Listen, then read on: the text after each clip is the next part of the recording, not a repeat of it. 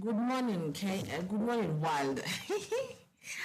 This is Kenya News Alert, and I'm your host, House of Zulfa. Karibuni sana kwenye show yetu ya asubuhi, show yetu mwafaka, show yetu ambayo inajadili matukio ama vituko ambavyo vinaendelea Kenya. Kuhusu kwanza, let's start with the kifo cha Ojwang. We're still following up on that one until we really get. And the other thing is, today this maandamano officially for rejecting the finance bill. Yes?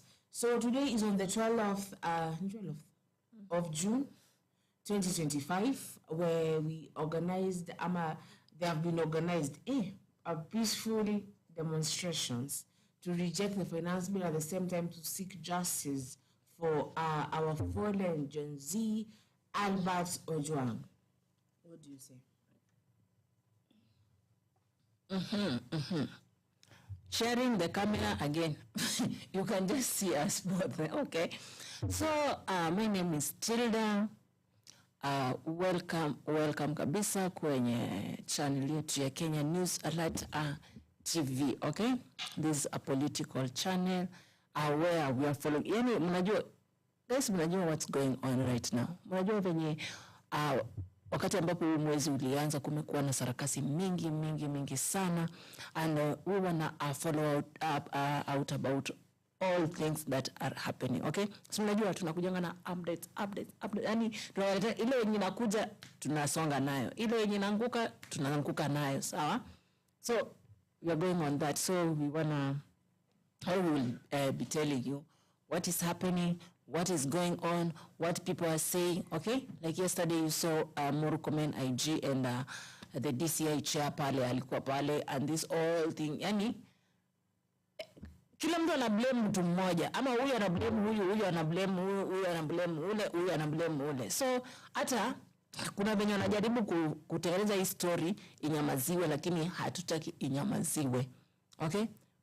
Hata ikinyamaziwa tunakuja tunainua tena. Lazima this thing they should follow up, okay? The president should look on this, because things cannot be happening in the country and you are there like a president but you are doing nothing about it, okay?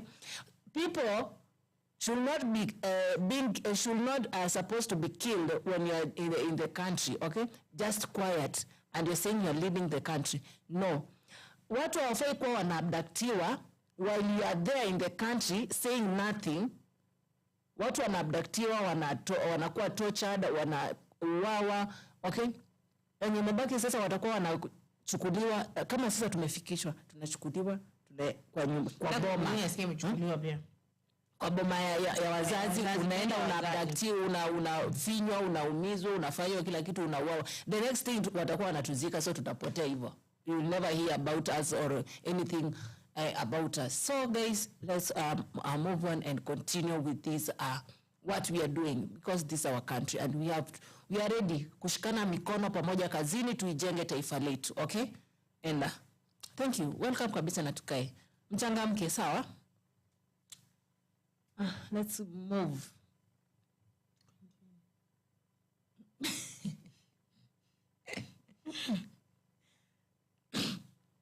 So guys, kama you know anything, sawa? Pale kwa live chat, mimi ukaribisha watu pale kwa live chat. Akina Tony Lalan, akina Gypsy, akina Koech, akina anaitwaje wale jamani? Akina Jamal, akina Julius, ulienda wapi? Sasa hiyo ukuje na kitu yenye na make sense, sawa? Akina so many people who are there. Changamkeni hapo, you tell us what is happening and what is going on, what you know, what we doesn't know, okay? Unatuambia tunakuambia.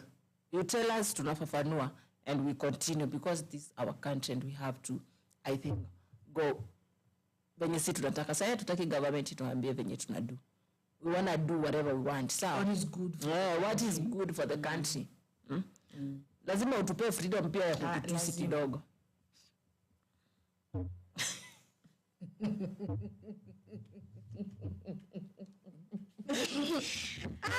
Sawa basi tusome magazeti mtingi nini. Aya, hapa kuna Samido anayesakwa kwa kuhepa kazi yake ya polisi kuendelea kupiga Mugithi Amerika. Our country. Aish. Kenya sihami wadau, Kenya sihami. Haya, pressure naibu mkuu wa polisi Eliud Lagat aenda wadogo zake wachunguze kesi. Hafai kuinterfere na hata investigation. Kwa sababu watu wanakuja kuficha ma evidence hapa. Hatutaki. Hayo nafaa kuwa amewekwa tu pingu mahali amekipa. Tunaona pia polisi wameua raia 136 ndani ya mwaka mmoja uliopita. Aipoa. Wanasema hivyo sasa. I think tasoba mbio ili tuende kwa nini ya leo. Mjadala wa leo. Tuone wa Mugithi. Samido ameamua vipi? Kabla ufutwe unajifuta. Usingoje kalamu iliyokuandika ikakufute. Haya, mwanamuziki maarufu wa Mugithi Samuel Mchori almaarufu Samido huenda asiripoti kazini Gilgil hivi karibuni licha ya agizo rasmi la polisi. Huduma ya kitaifa ya polisi NPS imemlaumu Samido kwa kutekeleza kazi katika kitengo cha kukabiliana na wizi wa mifugo. ASTU, hata kama ni wewe shwali. Unatolewa kuwa pastor kwenda kuwa mshirika. Kwa chachi huko. Chachi yenye na imefunguliwa jana. Yenye fungu la 10 ni 100. Kila mtu anatoa 10%. Hao ndio wako sawa. So ASTU ambako alihamishiwa na wakuu wa polisi waliokerwa na moja ya maonyesho yake ambapo mashabiki walikuwa wakiimba kauli ya kisiasa one term. Ni one term tu, mpende msipende. Kwa mujibu wa taarifa ya ndani ya polisi iliyotiwa saini ya Kennedy Barasa kwa niaba ya mkuu wa STU Joseph Limo, Samido alitakiwa kuripoti kazini Mei 27, lakini hadi sasa hajafanya hivyo. Mnamo Jumanne usiku Samido alichapisha ratiba ya maonyesho yake ya muziki nchini Amerika mwezi Juni na Julai. Katika chapisho lenye ujumbe wa mafumbo liliwekwa baada ya amri hiyo ya polisi, Samido aliorodhesha maeneo atakayo tumbuiza unasoma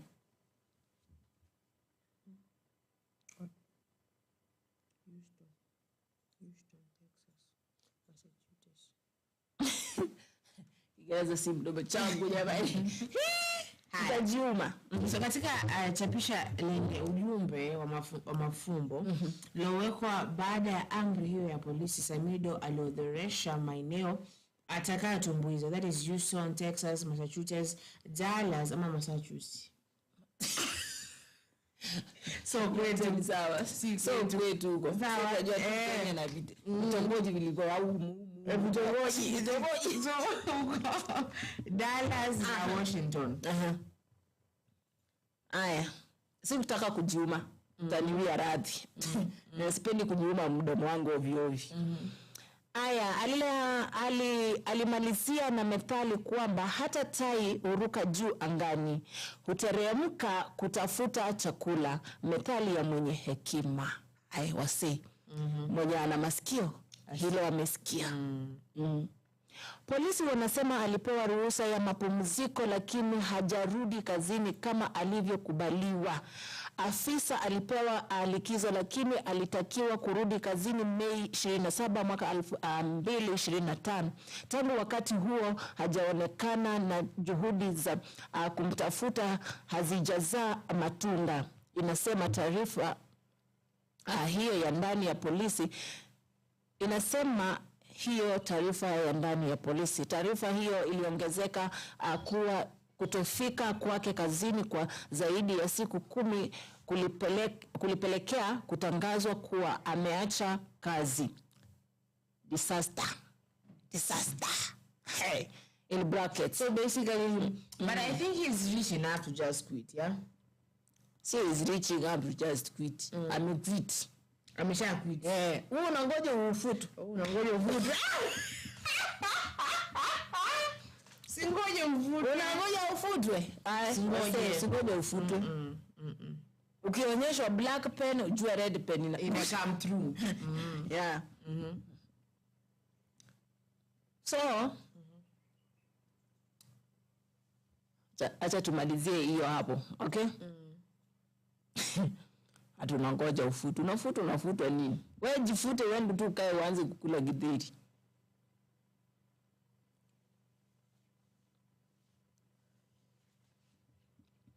Aya. Taarifa hiyo iliongezwa kwa kutofika kwake kazini hapo tumesoma polisi wa Gatumbiro, kaunti ya Nyandarua pia waliagizwa kabisa. Kiswahili. Nafaa nirudi shule nisome Kiswahili changu vizuri.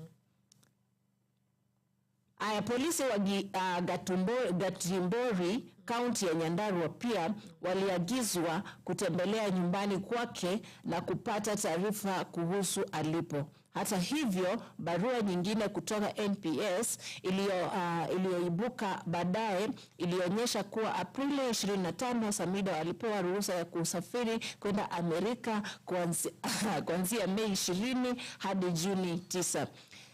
Taifa Leo ilijaribu kuwasiliana na Samido lakini hakujibu maswali yetu. Kwa mujibu wa sheria ya huduma ya kitaifa ya polisi, kuacha kazi ni kosa la jinai. Wanajua anaweza fanya anything. Afisa wa polisi akikosa kufika kazini bila ruhusa au sababu halali kwa kipindi kinachozidi siku 10 atachukuliwa kuwa ametoroka kazi isipokuwa adhibitishe vinginevyo.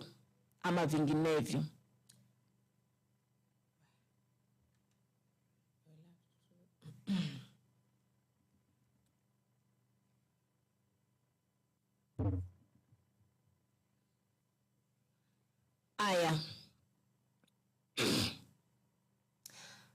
Kifungo cha 94 kinaongeza kuwa afisa yeyote wa polisi anayetoroka kazi atakuwa ametenda kosa na anaweza kufukuzwa kazi au kuhukumiwa kifungo kisichozidi miaka 2.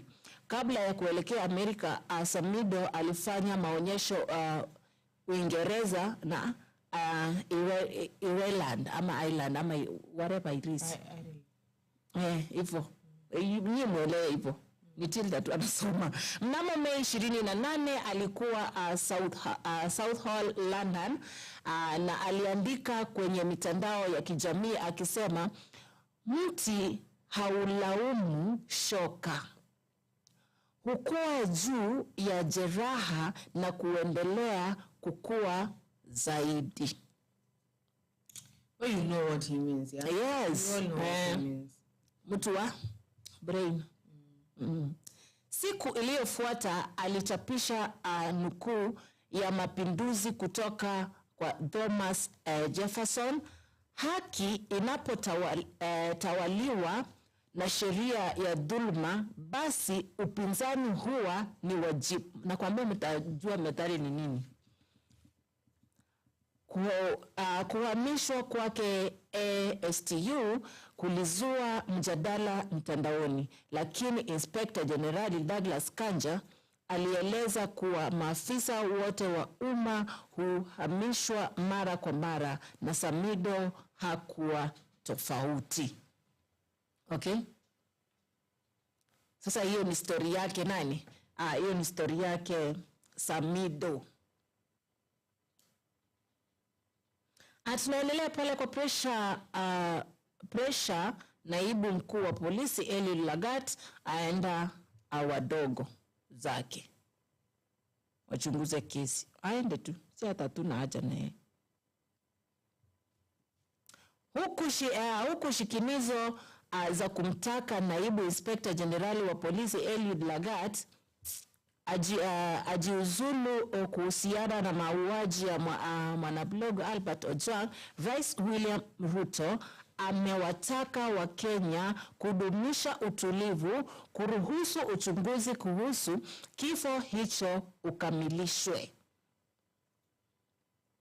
Sasa tutatulia nini wase? Tutatulia wakati tutajua ni nani, na huyo mtu hatutaki kumuona anymore. Kama tumetulia ni hivyo. Tukitulia ni hivyo tunasema kesi watu wanyamaza, hakuna kesi kuendelea. Na hakuna tujuliane hivyo. Watu wa Mlolongo wakauliwa, watu wengine wakauliwa, tutulie anymore. No kutulia. Jensi, wake up and do what you do best. Huku akiungama kuwa kisa hicho kimeibua kero kubwa miongoni mwa Wakenya wa matabaka yote. Daktari Ruto aliwaonya Wakenya dhidi ya kufikia maamuzi fulani aliyodai yaweza kuingilia uchunguzi unaoendeshwa na mamlaka ya kuchunguza utendakazi wa polisi IPOA. Tunapoomboleza kifo cha kijana huyu, tuwe watulivu na tufuatilie kwa makini uchunguzi unaoendelea bila kufanya maamuzi ya mapema au kulaumu watu fulani, kwani tukifanya hivyo tutavuruga shughuli hiyo na hata matokeo yake, Rais Ruto akasema jana kwenye taarifa, huku akitoa risala za rambirambi kwa familia ya Ojwang. My friend, hiyo hata isaidi. Juu mzee anatoa wapi Ojwang mwingine? Anatoa wapi Albert mwingine? Yes, people die, but this nani aliandikiwa kwa mkono wake ama kwa uso wake ama kwa kifua yake yeye ndiye anafaa uwe Albert? Mnaudhi sana. Mnaudhi by the way. Na mapema jana asubuhi bunge la Seneti lilitisha shughuli zake za kawaida na kutenga muda kusikiliza maelezo kuhusu swala hilo kutoka kwa waziri wa usalama Kipchumba Murkomen, inspector generali wa police Douglas Kanja, huku maseneta wakishinikiza kujiuzulu kwa Lagat. Wengine walioandamana na wawili hao ni mkurugenzi wa idara ya upelelezi wa jinai DCI Mohamed Amin, naibu mwenyekiti wa IPOA Bian Wanjiku na naibu mwenyekiti wa tume ya kitaifa ya huduma kwa polisi NPSC Edwin Kiprono Cheluget. Lakini hata kabla ya wakuu hawa wa vitengo hivyo vya usalama kuwasilisha taarifa zao, maseneti wakiongozwa na kiongozi wa wengi Aaron Cheriot walimtaka bwana Lagat ajiuzulu kwa kuhusishwa na kukamatwa kwa Ojwang. Lagat ni rafiki yangu, lakini kwa sababu ndiye aliyekuwa mlalamishi katika kesi ya Ojwang. You think, you know, as much as this Eliud Lagat is the enemy, is a villain. Wangetupea tukae. Jusana hapa wanatudanganya, hawatasema you think it's just the scapegoat anatumika for the blame, like they have to give one, is they feel they have to sacrifice one for us to live, but that is not kutupea. So see enough jumalamishi ni Murkomen atoke, huyu adisee waje Mohamed atoke, Kanja atoke. Basically kila mtu atoke. We start over. That is not enough. Or you think tukae nao. Mtupe. Sisi atuwaumizi, tunakaa nao tunabonga. Tutakuwa tunawashika mkono tukiwa kwa maandamano pale. Kuja bro, twende. Lakini coffee hiyo ni lazima atakuwa anapata tukimove. So sometimes mob justice is good. Sometimes. Yeah. Haya, Langat ni rafiki yangu, lakini kwa sababu ndiye aliyekuwa mlalamishi katika kesi ya Ojwang ambaye sasa ni marehemu baada ya kuuawa katika seli ya polisi, anapaswa kukaa kando hadi uchunguzi utakapokamilika, akasema. Ilivyo sasa, rafiki yangu Lagat, hamna Mkenya yeyote atakaye kuamini kuwa hauhusiki na kifo cha Ojwang, akaongeza seneta huyo wa Kericho ambaye ni mshirika wa karibu wa Rais Ruto. Na watu wanapenda kutudanganya. So kama anakaa karibu na Rais hakuna. Alafu acha nisikie mtu nani yule alisemanga we sympathize and move. Mutangula. Ati Mutangula. Wetangula ndo alisema game. Ati Mutangula.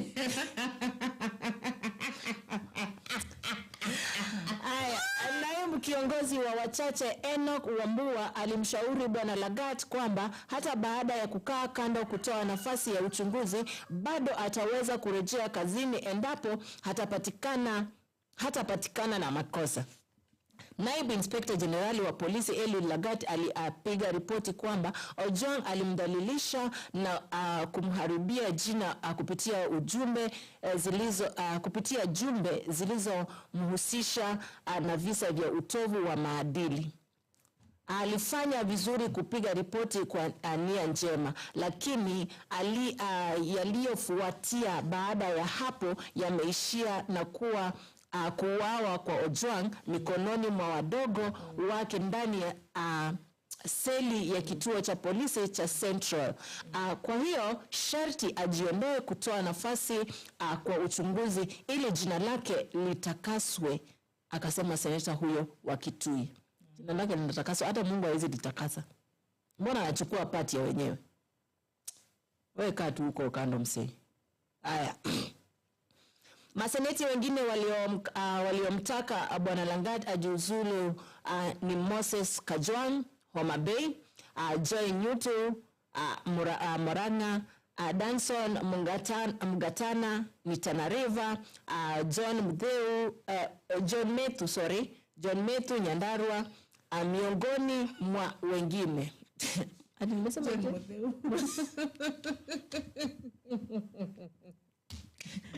The wife of my ex. Mudu. Ndio amekam. Okay. Nakwambia watu a moment. Now, thank you so much. So basically, if you want to know everything that is niko pale, nenda kwenye Taifa Leo. Yeah. So leo mna maandamano. I think our own Felix is there. Sawa, doing what they do best. Pale kuna Dr. Jamal Tai Aziz anasema Sabal Al-Karim. Then kuna Amos Orina Wiley Jacks, kuna Yusuf the car doctor anasema watoto hao wote tutulie sio. Uko na mchezo mzee. Then kuna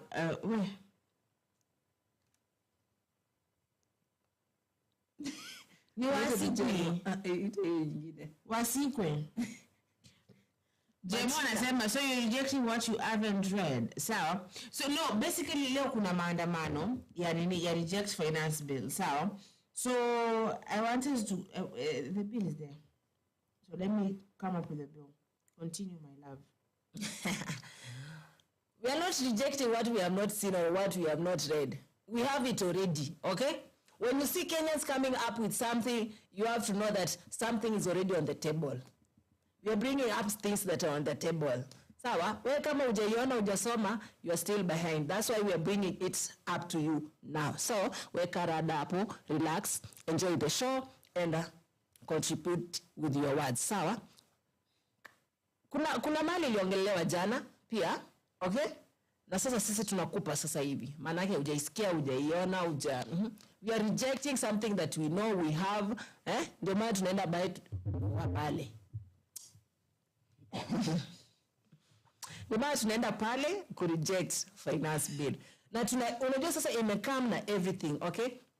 And you have to remember that like last year when we were rejecting the finance bill, so many people died and so many people were shot. So watu wengi walipotea, wengine walishutiwa, wengine waliuawa. But this same round, we are saying, or we are asking the government to know that we no longer come to the street with when we are armed, okay? We come to the streets when we are, okay? When we are peaceful. Sisi tusumbuengi mtu. Sawa, mnakuwa tu hapo mnaona tiaga. Sasa tiaga sinakuwa nini sa ile sisi tunaimba hapo tukini. Ndio kwamba tupe tu ruhusa tu. It was already there, but let's say what you're saying. Sisi tupe ruhusa tukuite majina kwa sababu hutaki kutusikia. Hiyo majina tu peke yake ndio unasikia. By the president wetu ni fani. Lakini unatupe hiyo inabidi tu. Ungekuwa msemo alafu usikie wenye nani? Wamchomba alisema. Mchomba alisema vizuri sana. Hao watu ni wajanja. When they're bringing this finance bill. Unajua wanaduaje? Hawakwambianga wanaongeza mkate, wanaongeza unga. Kuna wenye wanazificha, so zikikaa mimi mnashtukania tu kwa duka, mkate imefika 70. Mkate ndio kwa unga. Na unga ya gani inatoka kwa mahindi. Kwa hivyo hizo vitu zote zinaongeza mahindi, gunia ya mahindi. Wakishaongeza gunia ya mahindi, pia hiyo unga inaongeza. Yeah. But I think as much as ni kitu ambayo yanisumbua sana sababu hii ya leo 12 ilikuwa planiwa tangu I think when that lady was being arrested that Jerry alipokuwa akishikwa ndo tulipata hizo hints za alikuwa amecreate your website ambayo you go there you start rejecting it. So since the moment that lady was catched was arrested, okay? Since the moment that lady was arrested, was touched, alishikwa. Touched. Since the moment that lady was arrested, we started that is when kibango kilitolewa. Ikabaki tunaenda pale tumevaa nguo nyeupe, tumebeba maji, tumebeba vibango ya kusema reject finance bill. I don't think the finance bill is good. Sawa? It is not. If yesterday you listened to Muchomba on Spice FM, that she explained, and then now sasa tumeanza maandamano in advance. Kulia maandamano kwa sababu tukuje see what in unity. Then I think that I hate as we reject this and as we because we are rejecting and seeking justice for nini. Kwenye group ya Kenya News last kuna mkaka mwingine pia, let me read, ambaye alichukuliwa.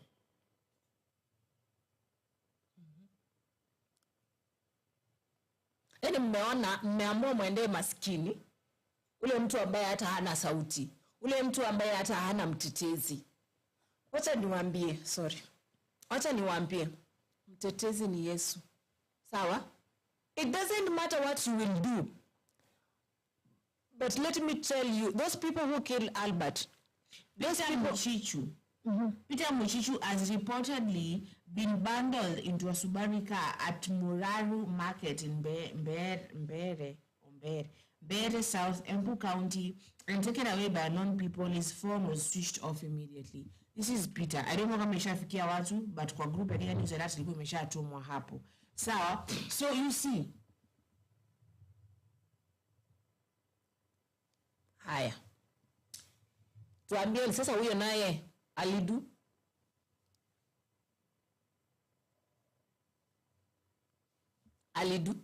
Ndio mkakuja mkaamua mbebe, zime simu yake.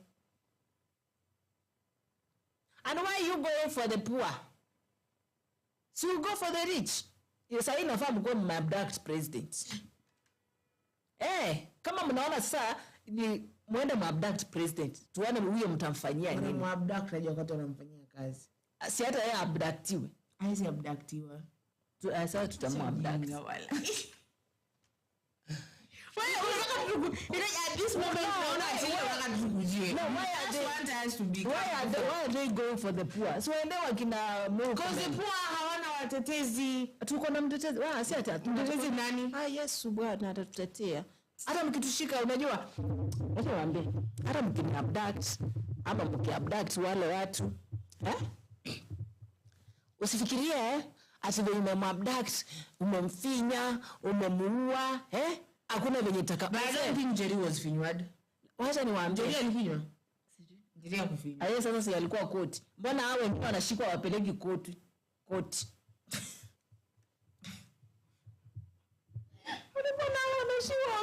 Actually, I'm just waiting eagerly, so to be at the maandamano. So as we discuss this, so I just want to be at the maandamano, because we lazima tuandamane. The thing is, we are not even going to reject. We are rejecting the government. We are rejecting everything that because this is the same government that is killing us, and they are killing us, making our lives to be much higher cost of living. So everything. Na kuna mtu alikuwa na comment pale anasema kwamba hata saizi wanaume hawataki kuoa. Hata si wenyewe mademu hawataki kuolewa, kuolewa. Na hakuna pesa. Hakuna do. Kila demu alikuwa anaolewa wakati wa food. Huko ocha. Sasa mnataka tuanze kuolewa mahali tunaona kuna food ndio tunaolewa. Imagine that what? Asiko pale by the way. Kuna lunch, kuna breakfast, hakuna supper. Pale naenda. Wacha tuniolewe hapa. Sasa ndio naamua acha tu nijiasolie big gold diggers vizuri tu like and live and direct because life is really bad, yes. And the men don't even want to marry and nobody wants to give birth, and tunasikia mtu kama Jimmy Wanjigi ambaye amekanja anasema watu wazae tunazaa tulea watoto wa nini. Na unajua sasa cha ajabu this government akienda wakati wa Uhuru it was better man. Okay, cha ajabu ni ajabu. Maskini hao wenye wanaabductiwa ndio wanataka kuzaa sana. Na abduction. Kuna ujinga sana. Emmanuel Nyongesa anasema ukweli inauma. Let me tell you, ukweli inauma. Ukweli inauma. Na nimeuliza swali. Hapo kuna this is okay, basically today we are doing just a wide discussion. So we are updating what is happening today is rejecting the finance bill and going to maandamano. That is the thing. So that has been planned for some weeks now. At the same time, mimi nafikiria mimi kwangu nyerangu nafanya Eliud is just Eliud is a scapegoat. I feel Eliud is just a scapegoat. Like this, this is what I usually say. It's like when you're shot, umeshutiwa, there's a bullet in you, and unachukua tu a band-aid, unafunika hiyo kidonda. Band-aids do not cover bullet holes. Because you need to go to the hospital, utolewe your bullet. Your bullet go tu hapo then unachukua tu bandage unafunika. So basically the bullet is there in Kenya, sawa? And there are people hapo huyo Muhammad, huyo nani mwingine? Murkomen, every incompetence. You just drawing one person out. That is a bandage now. And I don't think right now we're gonna let the bullet hole to be covered by nini. To be covered by a band-aid. No. Najua mtu kama Murkomen wakati alisikia hicho kitendo kimefanyika, he could be the first person to go there afanye hata uchunguzi mwenyewe. Alafu kumbe hiyo stage na kuwa na CCTV. Mbona zile wanaonyesha akiingia alafu vitu zina happen hapo haionyeshwi.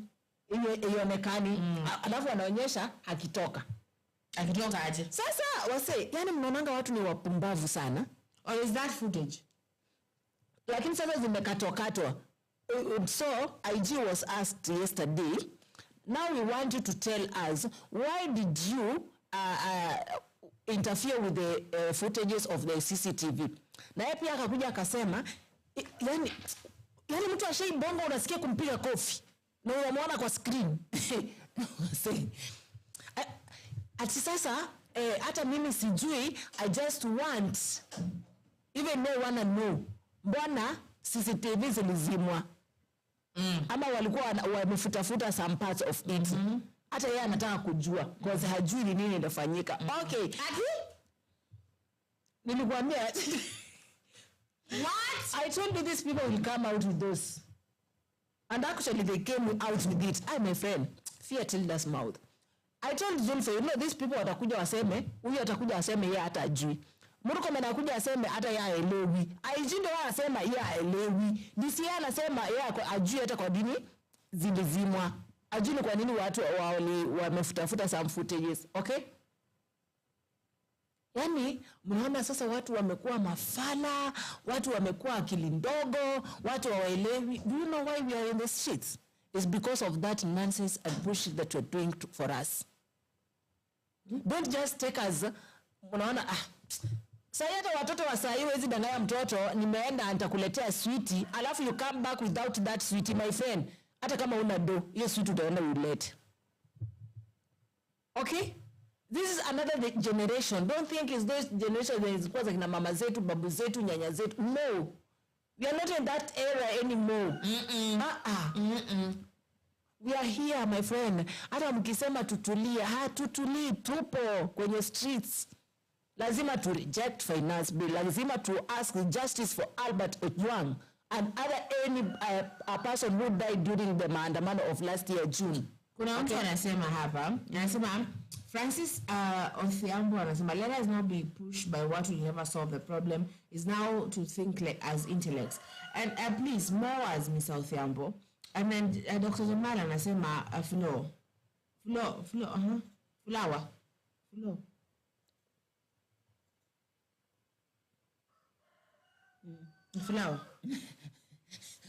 Yeah, that. Ofu kupika ugali.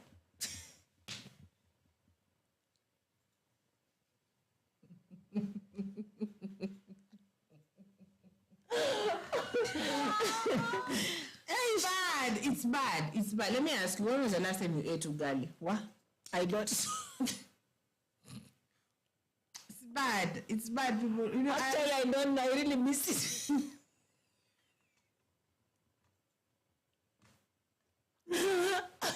For sure. You know, I know.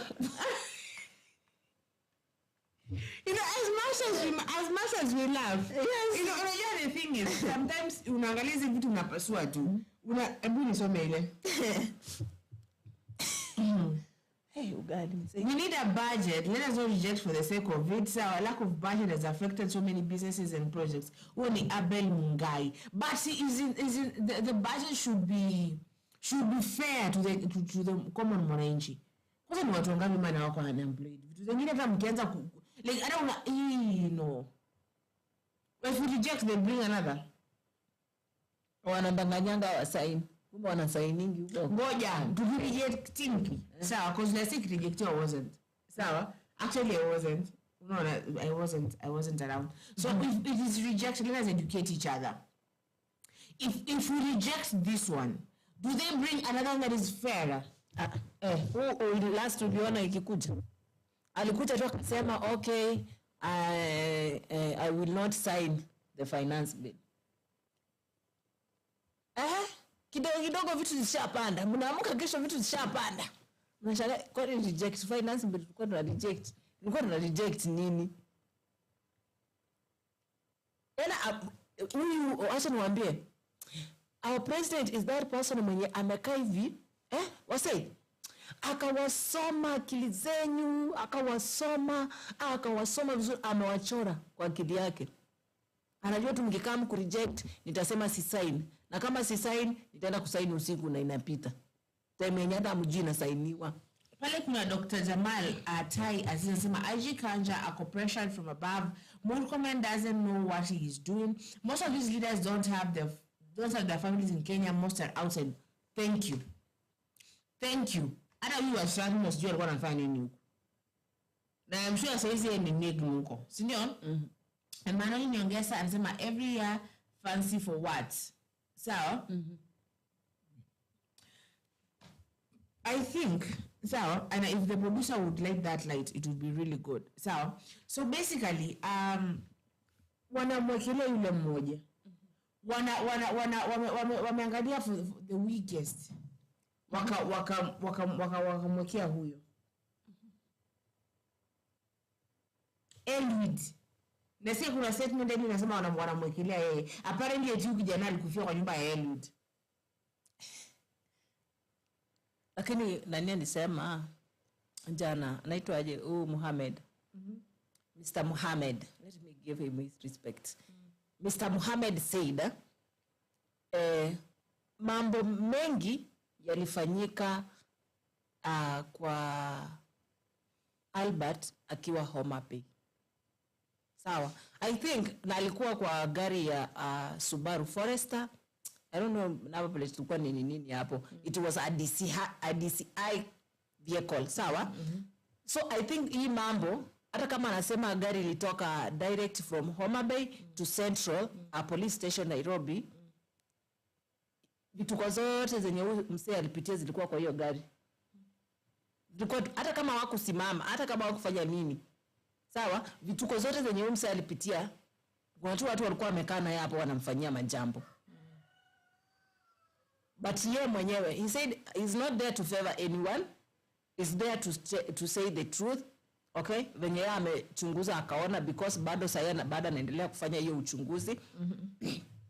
So, mambo mengi yenye yalifanyika kwa wiki jana because hata amekufia kwa mikono ya serikali, ilifanyika wakiwa Homa Bay. Kama yani it was in Homa Bay. So basically these 26 hours of torture happened in Homa Bay. Ndio sasa wakianza safari from Homa Bay now to Nairobi, I think zingine ziliendelea kwa gari akikuja because the car just came from Homa Bay to Nairobi in Central Police Station Nairobi. Kwani are these people inhuman? Alafu kwani watu najua mimi nataka kuuliza kwani mtu akishakuwa askari akishakuwa sijui au DCI and I have asked this for the longest time.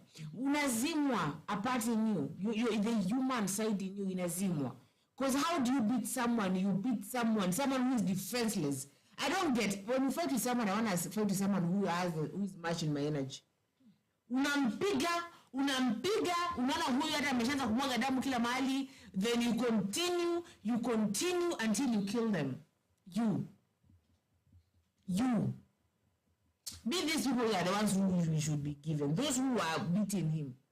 As we go for those ones too.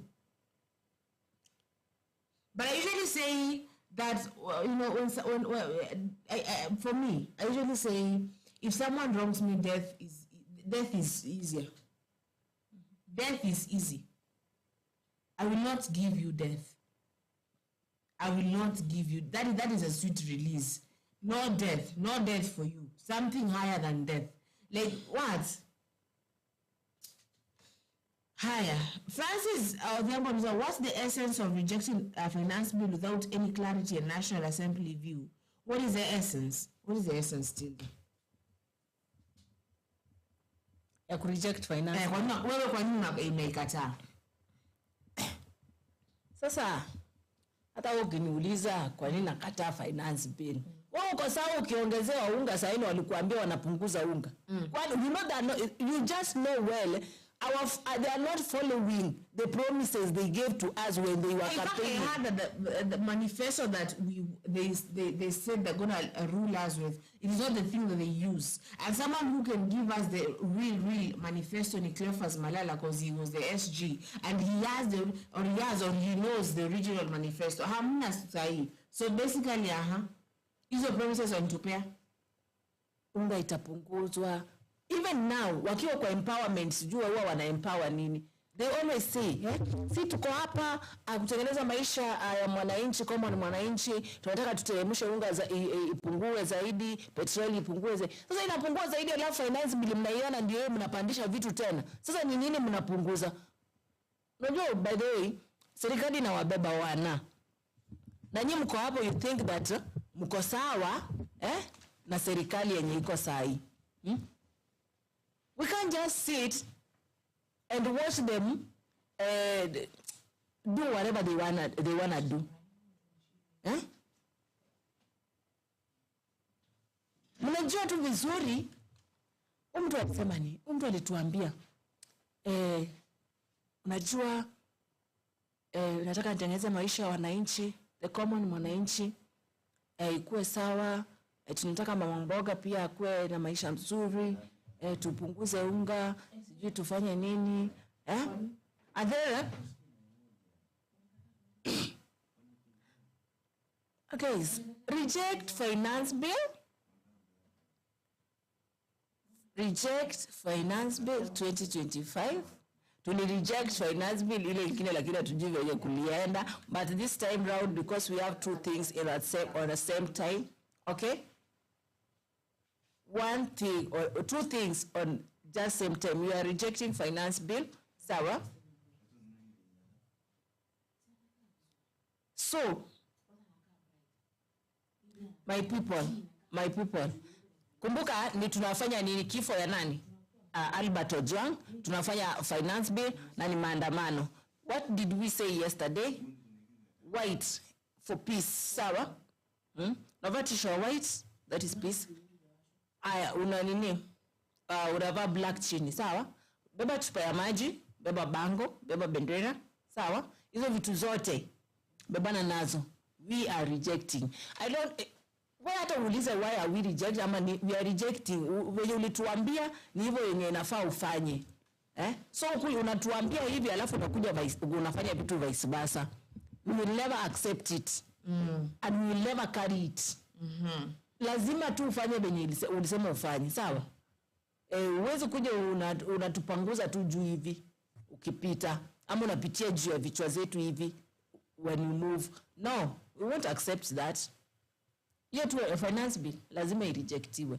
And we are not violent. Okay? We are coming peacefully, rejecting finance bill in a good way, in a polite way. We are singing, we are calling names, okay? Names zote lazima zikoliwe. While we move. Yeah. So pale kwenye comments amana doctor anasema right now things are worse. I don't know if you've ever been called ukiomba top up ya unga and you can't help at the moment.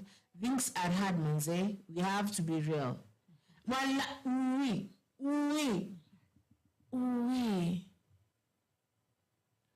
It is really bad. It is really bad. Have you ever been called unga mse akole kwa lamba tu unga? No, stop laughing. Like mjamaa ako desperate, ujinga. Mjamaa ako desperate for, no, as we love, okay, sio kulamba unga. Any mtu una get wako like afadhali tu, lakini unajua unaweza pika unga. Aje? Unachukua unga, unaichoma. Unaichoma. Bani unga chapo ufanye. Unga ya ugali. Unaichoma kwa nini? Nini kwa sufuria, unaweza weka sukari ama uweke chumvi. Kwa nini? That's how people used to survive. Unailamba hivyo? Lakini sasa ujipange ukunywe maji because unatumia maji. Mdomo inakuwa dry. One day I'll make it for you. Do not make me for such. You just try. See, you try. No. You know how people uone watu wanapitia life huku nje. Na sawa. Hawana mboga mafuta. Lakini wako na kuni na kiberiti. It's bad by the way. As much as mimi hakuna waza kutumteshama kuona kijana mdogo au amelala chini ya mti. Ana any like this is a young man, you know, young person under a tree. They lost their job. They have no lively. They have no livelihood. So hawana, it's bad. And as you're saying pale nani Daktari Stanley, hata ukisema finance bill is there to make these bosses get rich and the poor more poor. Wallahi. Yeah. The rich get richer and the poor get poorer. Kama haukuwa unaweza afford ndio moja ya unga, hasa hata hiyo nusu huwezi afford. Hii story ya gas alisemanga aje? 300. Nikwambia president mtu wa kuruka. Alikuwa anasema hilo tungi ndio 300. Tungi na is it 300? Is it 300 or 3,000? It is 3,000. Ile kilo ngapi hiyo? 6.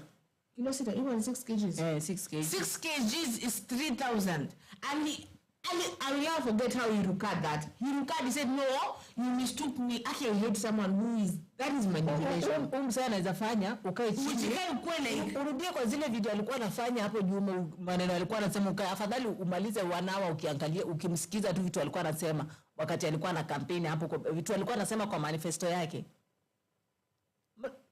Msee, vitu zingine za hii government imetufanyia unaweza cheesy. When you talk just about them, you will get to be a cheesy right now.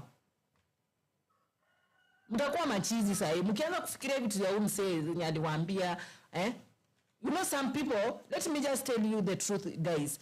Sometimes you pretend like you don't know what is happening, or na mnajua kitu inaendelea. You pretend like you are siding with the government. How you siding with the government? What is going on? Me, someone who I see siding with the government, I'm like, it's a 1%. No, it's a 1%. Yeah, it's a 1%. Is your life easier? You know, no matter how nikiuliza, polisi akienda kuua watu, mkienda kutuma nyinyi mkapiga watu. Mkituma mwende mka clean their nasty messes, you know? The way they shit is when you go clean. Do you have your own oven where your education system is really good, your health system is really good, barabara ziko fiti, maji hapo mko mmejengewa mali nyinyi mna afford vitu. Unga unanunua na 8 bob. Mafuta unanunua pesa ngapi? Mafuta kale is 1000 bob. Is it 1000 or 15? Kaptu kale ka 5000, kale ka 5 liters ni pesa ngapi? 5000. Kale ka 5 liters, 10 liters. 10 liters is 5000. It used to be 1000 bob. It used to be 800. It used to be 800. Msiji. Cheaper kama 1000 kama 1500 imepanda ni 5000 ni 5000 sahi. Then pale kuna Joseph Masaba anasema injects, and then kuna doctors Jamal Tai Aziz anasema rejects. Elewe hapo.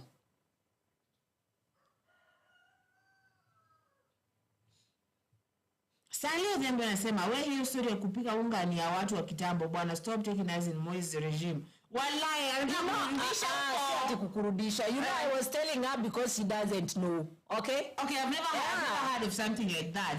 Kuna watu wengine hata wajajua unga inapikwa kwa hii dunia. Watu walikuwa wanapika that unga. So that's why I was telling her. Shida matu for fun. Ilikuwa wengine ilikuwa shida, wengine walikuwa wanaona wengine wakikula, wanaona hata wao acha waende wakule. Waone venye inaonja. You see? Inaonja aje? It depends venye test yako itakuchukulia. Wewe mtu kuunga. Sasa kama hamna kitu kingine. Na simdavudi maji mkoroge. Na mpike tu ugali, mkule ugali hivyo na maji. Alafu mtu anakaanga tu, una hiyo time unarudi shule. Unarudi shule unakaanga, unaweka kwa karatasi, unatembea ukilama ukienda shule. Not for me. I'm sorry. You know, for me, I saw other people with it at school. And then I went and told my grandmother, nimeona watu wanapika unga, hata sisi tupike unga. Akaambia unapika unga kwa nini? Si upike ugali. Nikamwambia hapana, watu wanapika unga, hata mimi nataka nibebe niende nayo shule. And I went on, I kangared the unga with sugar. Mwingine akakuja akaniambia, but you have sugar, so you can cook ugali na majani. Sasa si wao wanaweka chumvi. Sasa mimi si nikaona niweke sukari juu iko. Yeah, I was there to try and see kwani wewe inamaliza mate kwa mdomo msee. There is another life that you don't suppose. Hebu sikia hii. Aclink East Africa EA, sawa, anasema they have a plot of removing Kanja for Lagat. So who is Lagat? Lagat ni chair wa IG. Wa IG. Ndio sasa nataka kuwepo hapo. Me think from Murkomen. Eli Lagat. Hata wewe mkubwa haipoa. Afai kuwa hapo.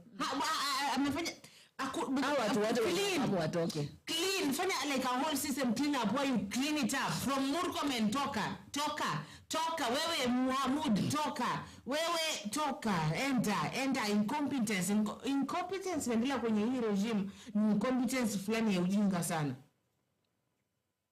I don't know how stupid these people really think we are.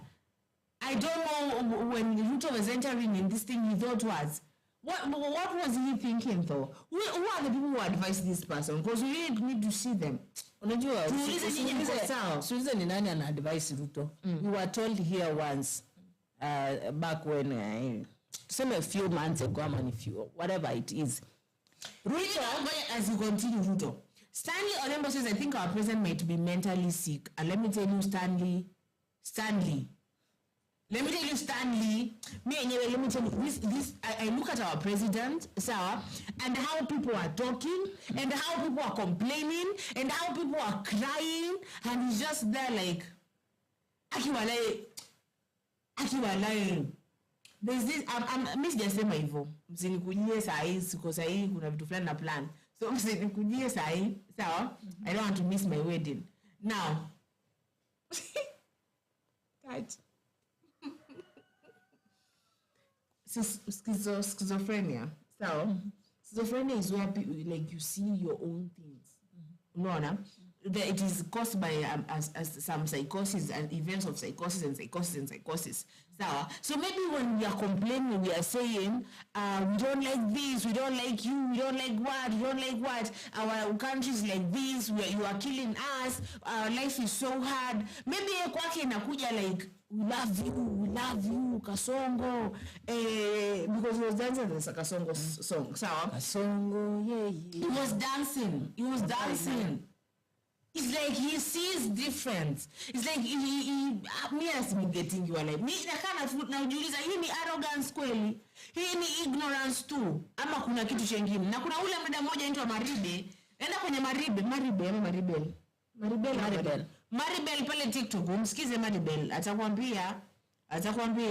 Then Francis anasema, is that a negative? You've already installed into your cerebrum. And imagine it will take a span of time to erase it. Be optimistic and find the solution. What is the solution, Bwana Francis? What is your solution? Sawa? Jaja. Who ni Jaja? Jaja mgani? No, kuna Jaja beshte yangu. Is that you, Jaja? Atakwambia tu, yes, it's me. Is that you?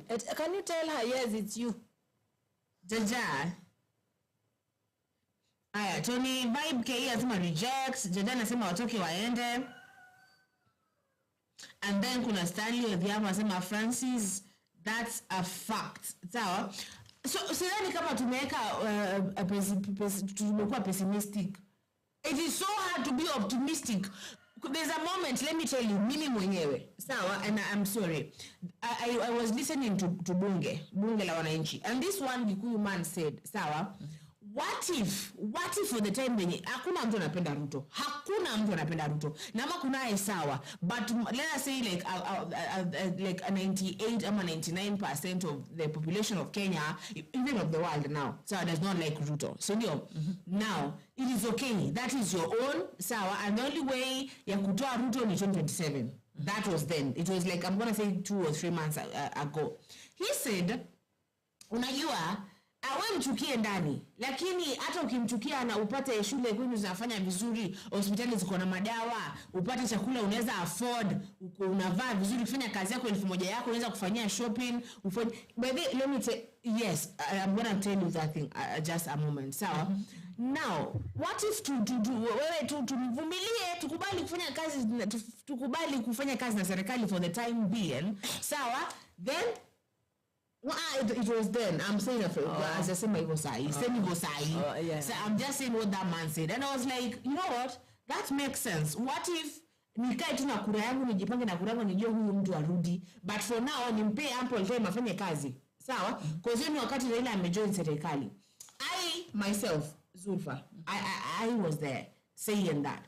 But how can you be optimistic where your brothers and sisters are dying every moment, where when you speak, ukiona kitu na wikatae saini seme, no, this is not good, kidogo nasikia Zulfa has been taken. You are like, free Zulfa, the next moment nipo mog. The next moment nimekatakatwa, the next moment I've been raped, the next moment I've been done nasty things, the moment you say no. So it is so hard, Francis, and yes, so to be optimistic when kila kitu inakuja tu ni pessimistic, ni tua kila kitu unakujiwa hapa ni pessimistic jamani. You can umesikia hatu afford unga au afford gas, unalamba sukari unalala. It is bad. Unalamba unakula cod power. Unatafuta Indomie, unakula Indomie baridi, cause gas is expensive. For the man who said that he's gonna make sure that gas, to refill gas is 300 bob. Why did he lie? Why do they have to really lie? Haikuwa lazima wadanganye, si ndio? Aya. Then nani anasemaje? Stanley Dama anasema solution is Ruto must go. Joseph Apodo anasema solution is reject the finance bill and reject the regime too. Cause to reject ngapi? To reject 2026. Si ndio? 2027 yeye ama mtu mwingine wetu. Yeye tu bado. Those are 3 years to come. How will we live? Tutaishije? Mnapiga kura mwezi wa 8 huko. Si yeye tu ndio atawaletea tu hiyo finance bill tena. Who else? Wakenya msilale. Lale lale Wakenya msilale. Bado mapambano bado mapambano ya ku reject finance bill. Well, maybe where you are, you see like for me the 1%. For mtu mwenye anasema mna reject kwa nini, mbona mtaki ama whatever. I just know you are the 1% person, okay? Sisi ni 99% and you know 99% we are those people who will reject because we want best for us too. Wewe kama uko sawa, let us find yetu yenye itakuwa mzuri kwetu sisi. Wewe kama life iko sawa kwako, you remain hapo. And if you think you can be there for the 1% alone and not even one guy, you are killing kama huyu akilling anasema ukweli, anasema hivi, the problem with us Kenyans is that we don't see people as they are. Thank you. Ana sisi wenyewe tuko na schizophrenia. It is like a sickness here in Kenya. We have it, man. We all have it. Cause listen to this. Sawa, Ruto is a showbiz master. That's why he wanted the Grammys here. But then what are Grammys? Did it happen? It did not happen. It happened. Alipata Grammys huku. Huyu mkaka alila kumit na ule mjamaa kule majuu. Aitwaje? Steve Harvey. He went to meet Steve Harvey. Showbiz people. Wale is an actor. And I don't know what? Mbona tuange what? Well, like maybe this guy is not good. This guy is not good. Like in Kunaile percent of arrogance we all have and ignorance and all that. So well, like, you know what, fuck everybody else, I don't care. But when you're in that position, you cannot say fuck everybody else and you don't care. You cannot say that. You cannot.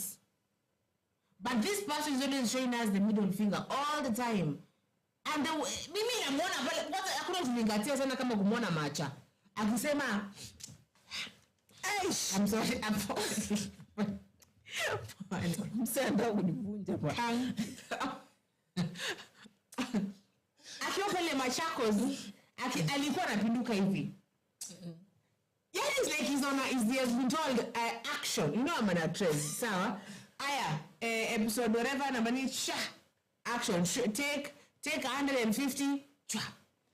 I'm like, I wouldn't be even I want to find it. So, if I was in another country, to be honest, I wouldn't know what to do. I love Kenya. You're like, bro, you love Kenya. Really, because everything you're doing is like, you want when the time unakuja kutoka upate hata Kenya exists anymore. It's like he's doing everything to make sure in the history Kenya may disappear. We tunasikia tu kwa hata tunasikia matakuwa tumeshaisha.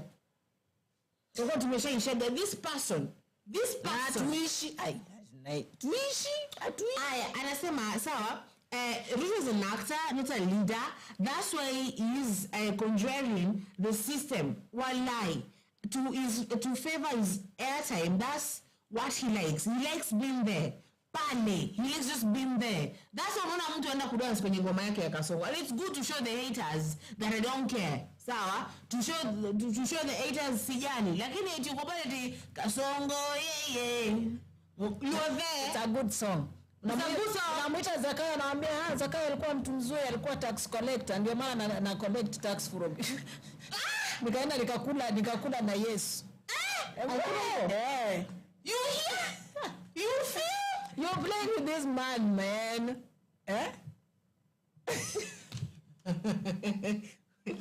You're playing with this man.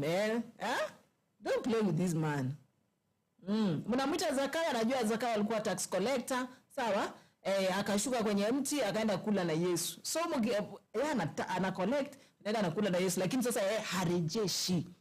Sasa yeye ni vice versa wa Zakayo. Hata ifai aitwe Zakayo sasa. Kwanza anafanya vitu vice versa. Zakayo alirudisha ile ndio mwambia Farao. Nini so many alirudisha mara 2 kuliko na ile yenye alichukua. Okay? But yeye ni tax collector, akisha collect anaenda anakula alafu arejeshi. Kwanza ndio anarudi tena anachukua ingine. Guys, reject finance bill today. Nafaa kwanza nikuwe kwa street. Mimi nishavaa. Nikitoka hapa naenda. I'm in white and black. But then I'm in white too. Yeah, white today, but mine is striped though. Okay, kuna vitu ambacho pale yule nani amesema, sawa? Ndio nilikuwa nataka kwenda kugoogle nini. Sawa. So Akilink anasema ni Akilink wewe hiyo tu. If I'm saying your name wrong, I'm sorry. Sawa.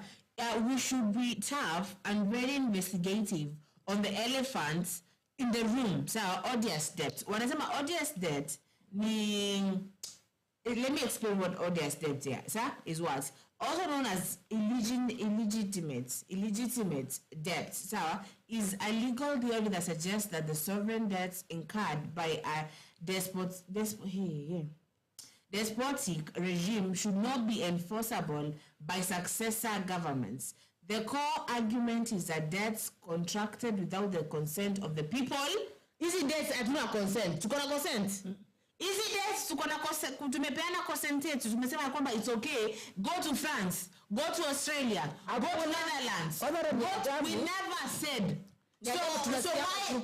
Ishachukuliwa, ishafanya kazi. Ishafanya kazi gani? Kazi yenyewe. Renovate status wanataka kuwa na heated floors. Wanataka kuwa na choo ambayo ina kuflash. What? You want to have those Chinese toilets? Are you going to those Chinese restaurants where it washes you? You should take me there. I will take you there. Really good stuff. Bado mshamba ndani ya nyumba. You socialize with the 1% kidogo. Yes. Where? Oh my God. But I've never been to a Chinese restaurant. You're gonna go. My love. Ukule seafood. What? Ukule seafood. Ukule food za seafood ndakupeleka Zanzibar. Seafood. Unaweza kula hiyo kitu? I cannot bring myself to eat seafood. Yeah, I can. Only seafood I eat is fish. So the other one, crabs and lobsters, nah. And yeast agar, nah. So what? What was I saying? The core argument is that debts contracted without the consent of the people and used for purposes that do not benefit the people should not be considered binding on the nation. Thank you so much. Kwanza hiyo nilikuwa nasikia wanachukua debt alafu wanasema wanataka kurenovate state house ya Mombasa, wa renovate sijui kwa Kindiki. Hapo ndo Kim alisema ya kwamba Kindiki anataka bedroom yake ipaintiwe pink. Then waende sijui renovate. Why? How is that beneficial to me as a citizen? Wakati education system haijapewa wakati education hawajapewa pesa, kuna madeni wanadai serikali madeni. Wakati Mbadi anachukua ndege anapeleka transformer moja sijui wapi, unapeleka transformer moja na jet. This kichungwa person anachukua jet anafly anaenda Isungwa. Sema tu Kimani basi. Kimani is a beautiful name to me. Ichungwa, not Kichungwa. Utakamiwa. Sasa utamtuko. Sawa? Aya. Okumbe unaingilia faili za tomboya. Hiyo kilele kuna kichungwa. Hiyo kichungwa ni kinini? What? Ni kichungwa. Kimani Ichungwa is not Kichungwa, guys. Kimani is a beautiful name. I told Kimani you that. Ichungwa. Yeah. But call the beautiful one. Leave the ugly one. Or because it's ugly.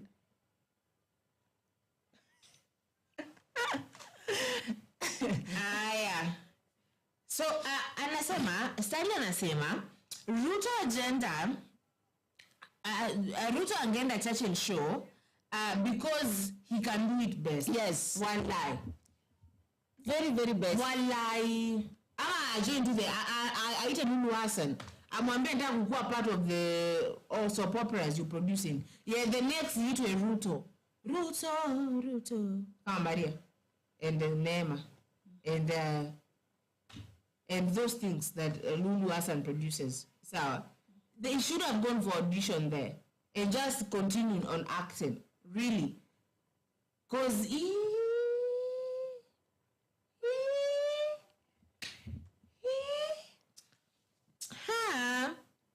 Joseph Apodo Asema, so for us to be in safe and let's leave Ruto and his team to complete their term, because whether we like it or not, he'll complete his term. Really?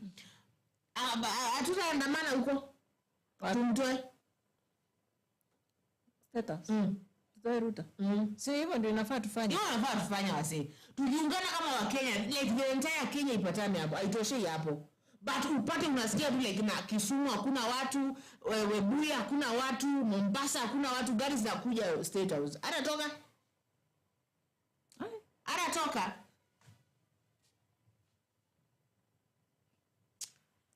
Tafanya pressure jikojole bwana. Daktari Jamal anasema Rao is a double dealing. Either a co-opposition of the government. Coming 2027, both Ruto and Rao home. He movie ishe. We have been the same script but different plot twists. Wallahi, this series is a nightmare. Sometimes you tune yourself and like, can I wake up? You know? Have you ever had sleeping paralysis? Yes. Your kid is scary for me. I hear it's demons sitting on your chest, but basically at the same time, for psychology, it's your brain and your body doing different things. Your brain is awake and your body is still asleep. Sawa? Hey. But it's like you're in a sleeping paralysis where we're there down, you know, you cannot move your fingers or your whatever, and you see things moving around you. Hey. You know when you're abducted, have you ever been ushaikuwa mchele? Kuna mchele mchele, you know? There's a mchele where you don't sleep. Sawa? Where you can see someone doing things. But you cannot move your hand. Unaona, see how scary it is. Unamuona ni huyu anakukata kidole. But hawezi move mkono hivi. Uko tu hapo paralyzed. Unamuona anakuibia simu yako ya Samsung. Na hawezi do stuff. Uko tu hapo unamwangalia. It is really bad. Sawa. So basically we are just there paralyzed, having sleeping paralysis or tumekiwa mchele na vitu zina happen. Me, I don't think Raila is relevant right now, and I'm sorry, I'm not being rude, so don't think I'm trying to come at Raila. I'm not trying to come at Raila. I do respect Raila because apparently Raila is why I'm speaking the way I'm speaking right now, because I understand the way he fought back in the 90s, so I do give him his flowers, but right now I don't think it's relevant. I don't think he gets what we are fighting for. I don't think he really understands really right now. So let him go home rest. When I want to become a women rep, I will go to Raila. I'll ask Raila, how did you do it? How niaje? Achilling anasema, this is the reason why revolution is not working, because he wants to launch everything, introduce everything. To cut the long story short, he wants airtime. But then why do you see naturally when you're like automatically when you're the president of the country, the spotlight is on you. Basically, the spotlight is on you. You're there performing Juliet and Romeo and Juliet. There, the spotlight you go to kwako. You remember when you had those cameras that you hated? The spotlight was always on you. Because those cameras were not good. Those...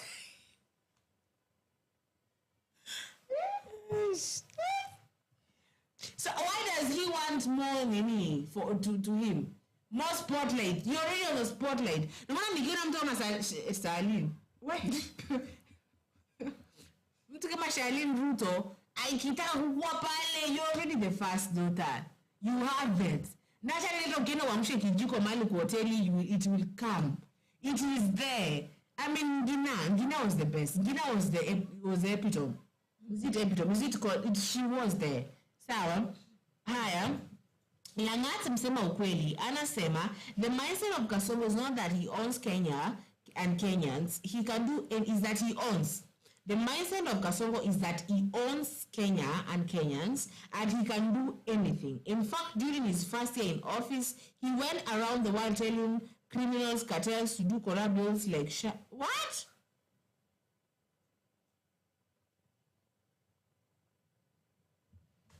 Mimi nilisikia geti benki ambayo inapokea pesa za Chief and Shani yake.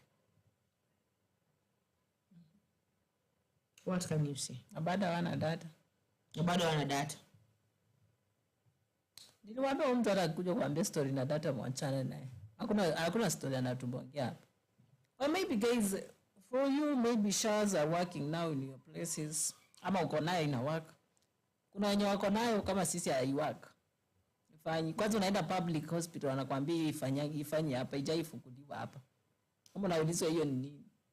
Na isikianga tu uko kwa news lakini sasa sijui. What you see guys? This country. Lang'at anasema, meanwhile, high cousins one time is a must to know. No matter what he does or says or goes across the country and villages bribing Kenyans for publicity, PR, shows for support. Mr. High cousins ni Gachagua. I don't think there's anyone that is really for Kenya. I'm sorry. I have said it. Not Gachagua, not Kalonzo, not Ruto, not Raila, not Martha Karua, not Omalwa, nobody. Ana sijui era nani mnasema eti yako hapo for Kenya.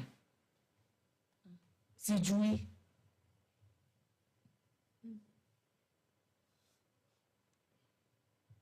Hakuna mtu. No one is there. These people are just there to come and blackmail us, and then when they get back in the office, they get their interest. Au na tumbo zao tu. Ni tumbo zao ndio wamepeleka tu pale actually. There's nothing about Kenyans. There's nothing what they come and tell us when they're campaigning. There's nothing like that. Even now when you hear about cousins, whatever. Okay, take the fun of it. Even if we're tribals. No. Tribalism. Yeah, we know. But take the fun of it. Take the fun of one term. Take the fun of high cousins. Take the fun. Okay? Lakini, make your mind read whatever you want. Make your mind concentrate. Make your mind focus. Wewe unajua shida yako, sawa? Wewe mwenye anakuja hapa akikwambia mastaff, ya juu shida yako. Wewe unajua what you are passing through, you know your problems, you know your weaknesses, you know your whatever, okay? And these people, you know, they have gone around, they know our weaknesses. But change your weakness, not the one they used to know. Change your weakness, wajue weakness yako yenye walikuwa wanajua sio hiyo tena, okay? You know they always play with our mentality, okay? Wanajua tukiwaendea na hii, watakubali, sawa? Tukiwaendea na hii, wataona sisi ni watu sawa. Like the president came with this hustler thing, the bottom up thing. People thought that is something that will come and make the country ama the common mwananchi be at least better than yani kitu yenye uliambiwa wakiwa kwa campaign. Unaona yani hata is like pia wewe pia unashangaa cause mimi nilifaa kuona maisha yako sawa, na afford unga, na afford mafuta, na afford sukari, na afford chumvi, na afford everything. Yani nikiwa na naweza nunua hata kama vitu 3 vitu 4. Sawa? Nikiwa na 200 naweza nunua vitu 1 2 3 ziende siku 2. But it's worse. Now if you have 500 is doing nothing for you. Okay? Ukienda 500 watu utanunua vitu nataka kununua for supper and they still tell you ati hiyo ndio haijatosha. Okay? Yani it's like the currency of our country imekuwa yani mpaka wewe mwenyewe uafford, mpaka unakaa unakuwa zile za kwa nini? Ile 500 ya kitambo ilienda wapi? Ile tu so ya kitambo ilienda wapi? Ile tu 200 ya kitambo ilienda wapi? These people have played with our minds, wanajua venye wanafanya, wanacheza na minds zetu, wanakuja wanasema venye maisha yatakuwa mzuri, wanakuja wanatudanganya venye hao ni mahasla, yani wanajifit in our shoes but they are not fitting in, okay? Hawezi fit kwa shoe yetu sisi ni mahasla. Baadaye hiyo kitu ilitubai minds vibaya sana because huyu ni hustler, amekuja juu ya mahasla tukajitokeza tunapigia hustler mwenzetu kura, ameenda pale so yeye amepata interest yake, ameshiba, tumbo lake liko sawa, anaona let me use these people. By the way, we are being used in some point we always say we are being used like tissues because when you use a tissue you'll never use it again. You throw it away and you forget about it. You go to the shop and buy another one. Come and use it to throw. Ukihesabu from January to this time umetumia tissue ngapi kwa hiyo nyumba? Yaani ako tu hivyo. We're just Kenyans. I can do whatever I want. I can kill, I can abduct, I can do whatever. And then they can't pretend like even then they want to know who did this. Wale ni ujinga man.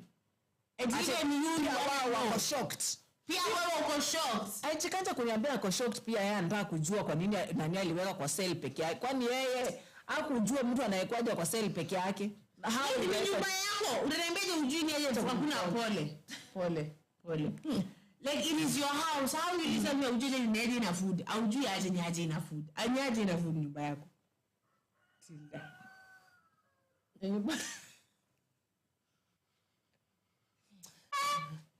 Tulisoma walai. Nyumba yangu sasa ina food kwa nini? Kwa nini? Why are you shocked? Why are you shocked that your house doesn't have whatever? How? Ni mnatupima like unatupima sana bro. Unatupima sana. Mbona Kenya News Last TV imewekwa sijui. Sasa marked by YouTube.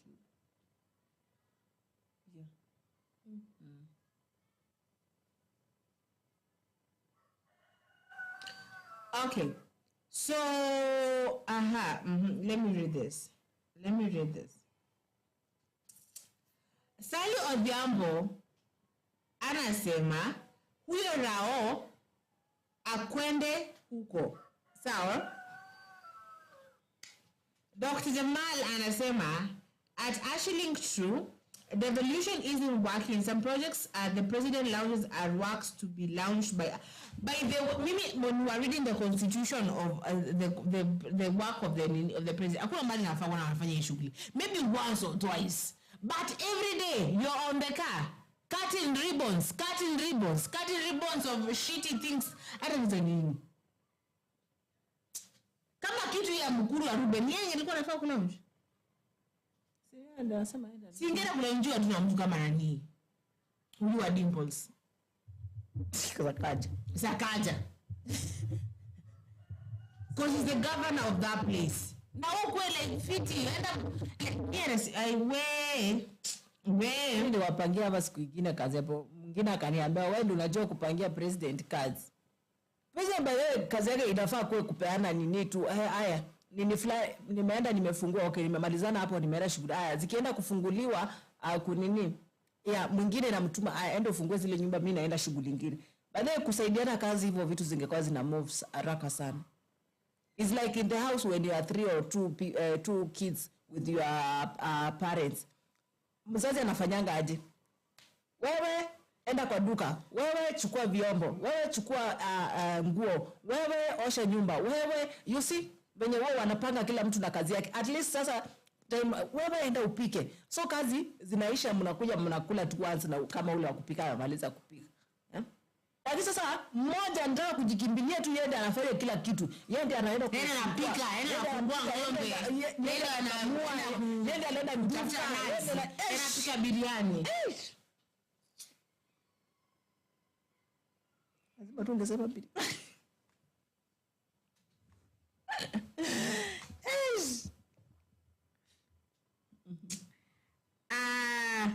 Naona mpaka akija news alert imekuwa very motivated kwa sababu Raila fails to raise voice even on his own.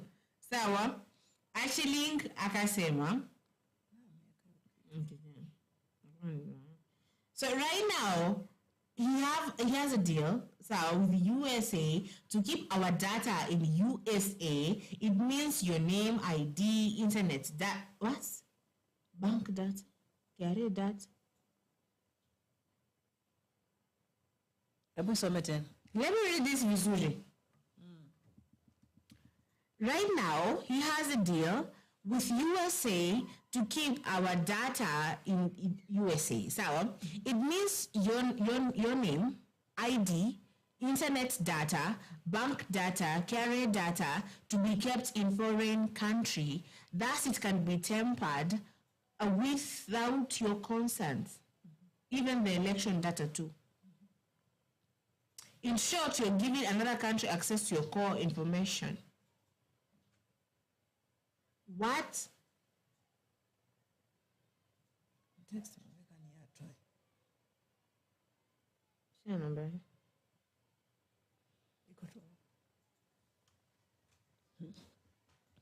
Everything.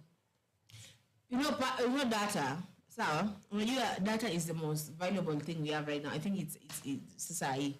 So, I was being told by someone that like when you sign in for those, there's a movie on Netflix. So let me tell you about data. There's a movie on Netflix that this woman, so you know how your Netflix, they tell you, do you agree? Have you read this? You say yes. And then you give out all the information, you give them. But then sometimes you disagree and continue. Do you read those things? Yeah. I don't read. No, some. Kama ukiinstall game. You're not a lawyer, man. Even if you can't read, kuna zile unasoma. Soma ukirukaruka utaelewa wanasema nini. Mimi nasoma kati pale mwisho. And then I say agree. Soma ya kwanza, soma ya katikati, alafu soma ya mwisho utaelewa. What data do you have? Yeah. Ya nini? Yeah, life. Why? Sana data ya life. So why? What is it? What? Why? Why? But mimi nataka kujua mbona yanaga Pentagon before akuje kuelektiwa. Why was he at the Pentagon? Why? We are a Britain colony. We are a British colony. Why were we involved in the USA in this shit? Why? Why was he there? Why was he there? Why was Ruto there in a trench coat? Like a CIA agent. Why was he there? Well, he was there at the Pentagon some days before I elected. Basically, why was he there? Peter Wabwiri anasema, we are waiting for poor finance. Finance,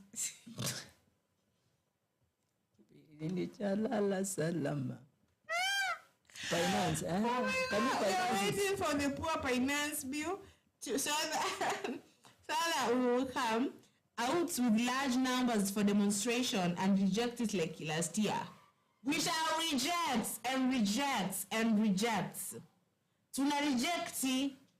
Mimi mtu ambaye reject moja kijasoma kishikiko pale kwenye nini. Hata the National Gazette iko nayo pale, nenda kaisome and see if you like it. And if you have any person that can really explain to you, nenda. It is not good. It is not good for the poor person. It is not good for the 98%. It is only good for the 1%. Do you want to become the 1%? And in fact, then you cannot even. It's like Rift Valley. No, this is not even. This is the Grand Canyon. Sawa. You cannot cross. So sawa. Now it is wide that it is so wide. Wako huku 1% na sisi tuko huko. Cross hapa ufike huku. Is it easier for me to become the 1% right now? It's not easy. It is not even easy to get married there or to marry there. It is not easy. And to become it. Ukienda hapo unaanza kuhofia life yako msi.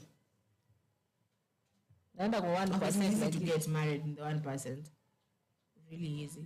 But your life is in danger because sasa utakaa tu hapo. Wataona tu utakuja tuanze kutoa siri zenye ako nazo.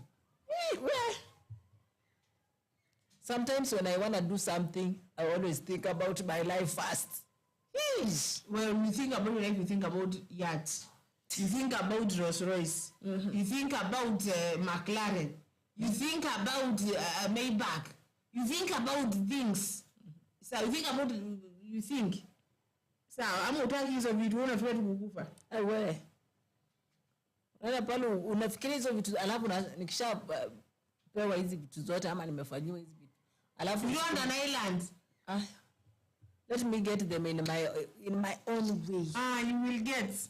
I have to work. Yani mimi napenda. What you get, my dear? Mimi napenda mikono yangu. This just has kufanya watu huku nje. Si anatafuta mzungu. Sawa? Unatafuta mzungu kwa nini? So among kuna Acrylic.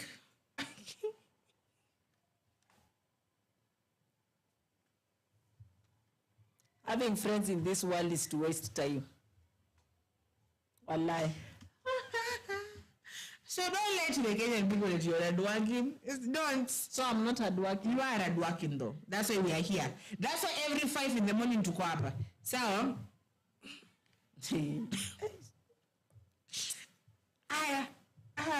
among the things, this is a healing customer.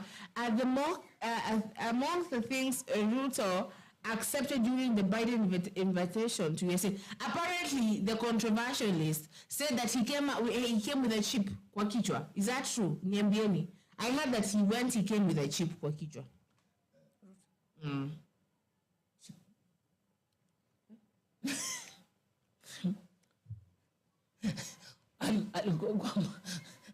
Alienda kufaisha. Chip, amekuwa chip hapo. Chip ya nini? Unajua tech. Sawa? I shall show you something. So Dr. Jamal Atai Aziz, as my pupils are out of classroom, sawa, na land grabbing, failed system, SHA isn't working, NSSF, let's be real, hakuna kitu this government has helped us, only tears and pain in the ass. Yes. Wallahi, it has been with no lube in the ass. So, e-government, I hear someone say she franchise is working. Has it worked for you? The moment that I had H. pylori, you tell someone that you're gonna, they're like, mimi daktari moja alimzaga unaniletea ndo nifanye nini? Unataka nifanyie? I like, do you have any other means of payment? And then you have to get in your pocket. And there's this thing that you are going to register now. When you register, you're going to go to any hospital. Just go in, utibiwe, and you walk out, you know? And it was all lies. It was all uongo. Walikuwa natupaka mafuta kwa chupa mgongoni. Hivyo, inasema hivyo? Sijui, wewe ndio unakuwa na hiyo msemo. Walikuwa wanatupaka mafuta kwa chupa mgongoni. Wanatupaka chupa mgongoni. Walikuwa wanatupaka hivyo. Sawa? Actually kanasema, remember the data is the new oil. Thank you. Very marketable, very expensive. In short, we are being sold out. What we are being, even these phones. You know, there is this thing that has become very scary to me. It's like they have these chips here. You know, I had ukibai saizi earpods za Apple. Sawa? They read at your brainwave. They can anticipate your needs. Anticipate what? The other day I told you what? I said, akiwalai niko njaa nataka biryani. And then you go on Facebook, you go on TikTok, you go on YouTube, and whatever you're seeing is just, you know, biryani. You're like, how did they know that I'm thinking about biryani? That I've said out loud. You say, well, I'm scared, I want to laugh. Utakutana na watu wakilaugh. Wallahi. It is bad. It is bad. There's that movie back when I was in high school in 2018, ilitokaga ya masimu zinatuua. Si hivyo, okay. Wacha nianze kuongea sana, ndabaki nikomekuwa controversialist. Au future I am though. Sawa? Haya. Vincent Kipkururi anasema hatuoni ni Kipkururi. Vincent Kipkururi anasema hatuoni maendeleo hapa Sawa, ni KCO, hatuna haja na finance bill. Thank you, hatuoni, mimi sijaona, mwenye ameona aseme na aseme. Actually, sasema, USA wants a foothold in Africa, and the gateway is Kenya, and Ruto is giving it to them like, shikiani, niki. Remember, Kenya is blessed and very strategic in military aspect. This is another reason USA military is in Kenya. USA general was here juzi. I heard that somewhere kuna base za practice awards. I know they were Britain or USA army soldiers, they were raping our women. Yeah. When? Zinaendelea. Sidhani kama zimeisha. Raping, even if it was in a documentary, it is bad. It is bad. Na ujinga tunawapa tu, chukweni USA, you people. Kama there's a country I don't like is the USA. At all. They are great movies. Nini, but nothing else. That country is just, kwanza no. Say.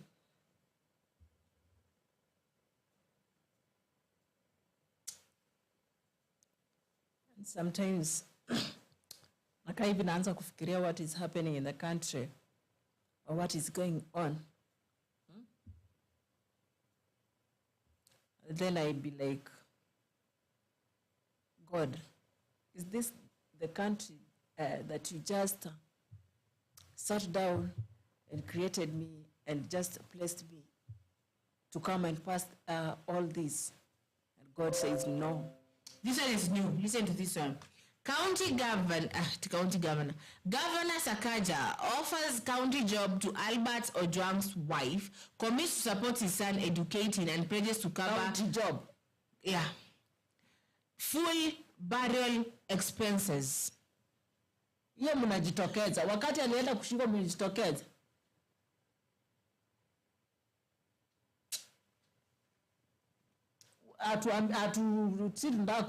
Before you go and do full burial expense. My friend, we want to know what nani alimuua na kwa nini alimuua. Mbona angeenda ku face the court the way other people are going to the court? Why?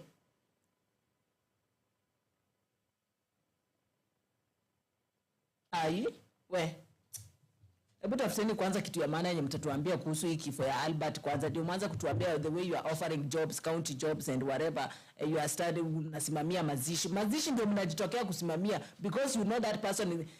Akiwale mimi ukitaka kumsaidia nisaidie sahi kama bado niko hai. Hivi ndio kitumie na nikikufa don't come.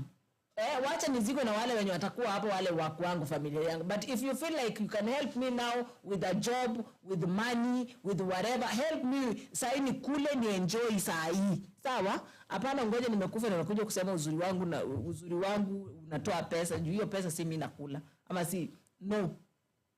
Sawa? Wacha ni kujifanya wazuri saa ile mtu amekufa.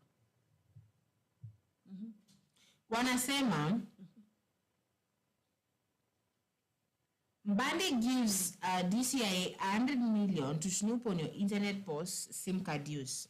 The government push to crack down on internet subscribers and SIM card users is well underway, with the Directorate of Criminal Investigation allocated 100 million to procure spyware. Do you know spyware? Spyware. Yeah. Ya kuspy on you.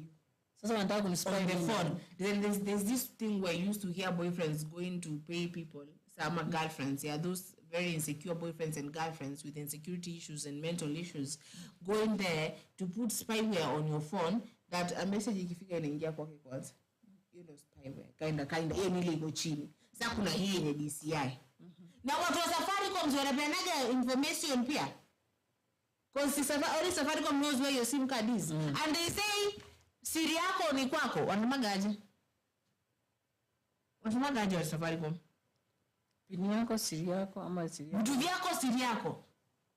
Na hao wanajua. Na wao wanakupeana maandiko, wanasema Zulfa amepiga simu akiwa pale. Ako hapo saa hii hajatoka bado. Ako hapo track tu. Ana ametuma message saa hii akaambia mtu mali wanapatana. They Safaricom, we're gonna go to Airtel. Hata Airtel watakutrack. Hawana track Airtel hawezi hivyo.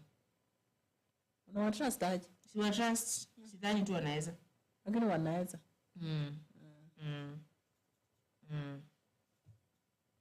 Aya. So so cause this is a healing battle, because if you retain Kenya as your friend, you have an you have an upper hand in the fights. China and USA are fighting to get Kenya on their side. Just observe the bigger game being played, utaelewa. Sawa, we're going to observe. Thank you so much for bringing that to us. Wala ile sikumbuka choga politics on one politics. Because let me tell you, you need to have a clue kidogo on politics. You need to. My dear, you need to. Dr. Jamal anasema finance bill, the things we rejected last year, they're the same things in this bill, only to exploit others. If we reject it now, manze kwisha, things like pads, pampers, bread will be gold. Wallahi, vitu kama pampers, mimi vitu kama pads should be 20 bob, pads should be 6 bob. Pads inafaa kwa tu kwa supermarket kuna place kumewekwa tu hivi. Unaambiwa just go pick. Pampers, pads and pampers and nini nyingine. Bread are gold even now. Remember when we back in high school used to buy bread for 40 bob? 25. Mkate. Mkate kuna hii mkate kubwa na nanunua 50. Kuna ununua mkate na 40. Mkate full 40. Kuna mkate 25 mkate 25. Mkate full ikakuja ikafika 30, kuja 35, 40, 45. Imepanda tu hivyo tu mpaka imefika 65. 40 bob. Just moving pole. Inafika so. Pesa kupika mahamri. Kale kama mkate kadogo sasa hivi mtaka kuanza kununulia 40 sasa. That used to be 15 bob or 20 bob, yeah? Aye.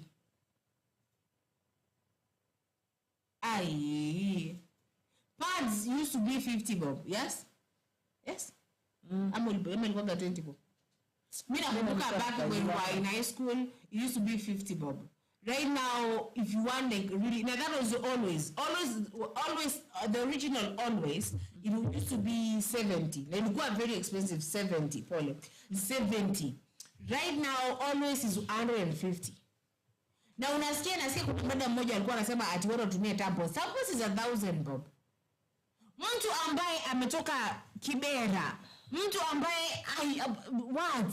Do you know the people who use their mothers who don't use pampers right now?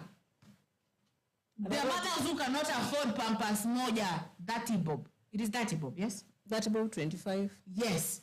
They cannot afford that one. They use their clothes to wrap their children. And it is bad because it burns the child.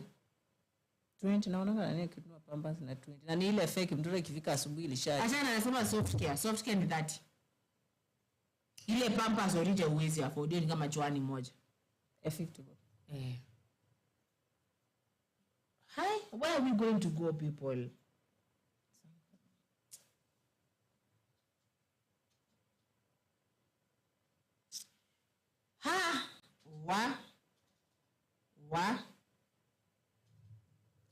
Yeah. Aya. Sally anasema, so they know who killed Albert things. Things are boiling nicely. Guilt inasumbua. Then I think anasema, reject foreign bases in Kenya. Reject the IMF finance bill 2025. They should be rejected. What are they doing here? Why are they raping our sisters and mothers? Why are they doing that? Who gave them that permission? Wale tunauza tu mdogo. Nilikuja kwambia siku moja pata this is not even, it is aitu Kenya. Inaitwa Beijing ndogo. Ama hii ni Washington base. Unasikia Trump anataka kununua Gaza. Anataka kununua Gaza basically. That's why he's supporting the Israelites. It is no good. Mwana anaongea story ya chapati man. Anasema eti akili anasema by the way chapati za Ruto ziliva.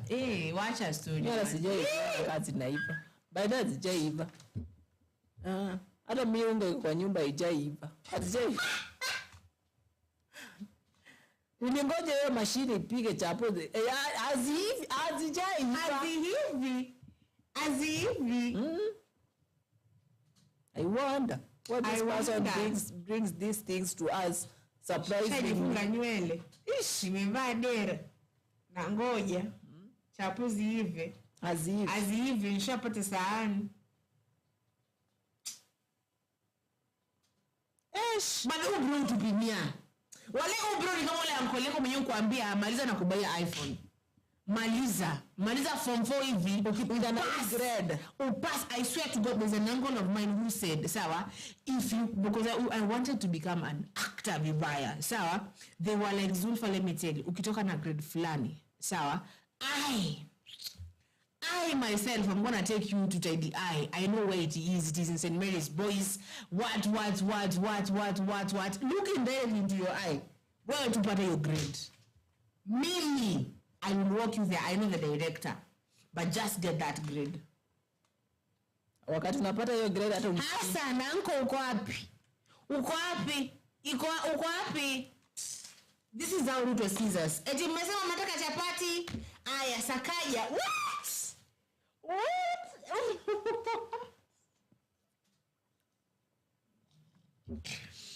Wallahi is like that uncle. Sakaja atafute machine. Natenga bilioni 2, aine atafute machine. Ama mnasemaje? Tunapika chapara kana. Tuache pia ya ugali. Sasa kileta machine ya chapo pia analeta ya ugali. Ama utaleta haja ya chapo sahau ugali. Na ugali ndio watu wamezoea sana. Watu wagani? Mungu za sikulagi ugali. Acha nene nipike ugali kuona walai ukikula. Wale stand dish. Sawa. Unapika nini? Ugali na nini? Na mboga, sugani. No. Na nimekisha nikae mbele yako nikule na nyaki. Nikule. Na hiyo nyaki nachanganya na hiyo sukuma. You know, you're cooking everything that I don't eat though. You know I don't eat meat. I'm a vegetarian. I do not eat ugali. So where go eat? It's okay. Nalete watu hapa usije.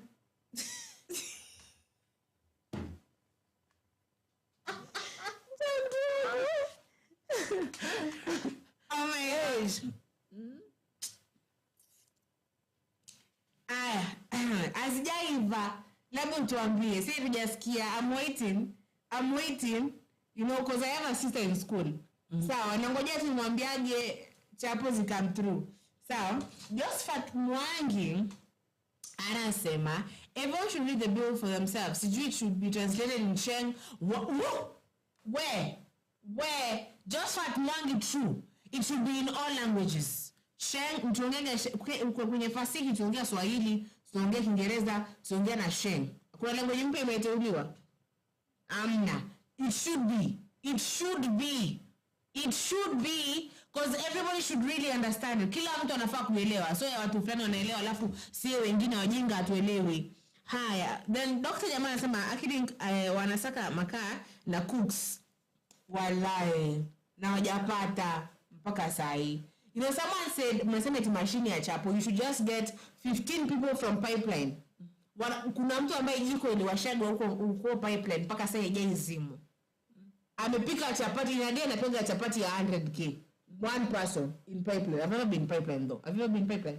Yeah, once. Sijawahi fika huko. I should go. Wasije kuwa huko ndani kabisa. Hapa tu. Pipeline uko industrial area. Okay. Then Triza Imbosa anasema Akling hapo kwa foreign na kuunga. Tunamuunga. Akling analeta mambo fulani. And then Akling anasema pia, let me show you how the game is being played here. Follow this. We are following. Saying it. Sawa. Triza Imbosa says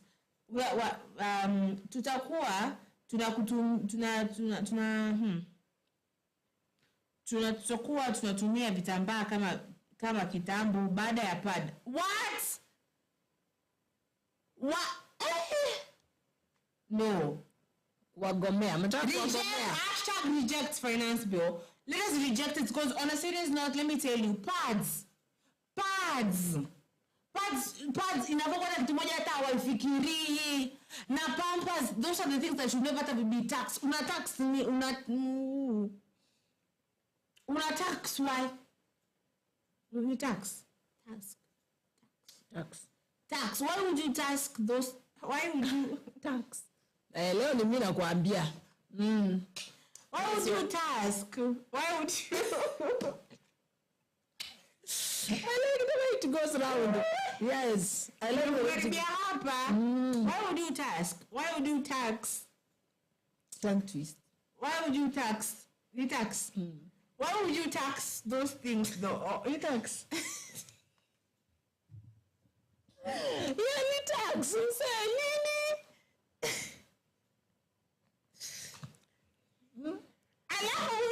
There's this one woman. So you know how we go for pads drive? There's this group where we go for pads drive.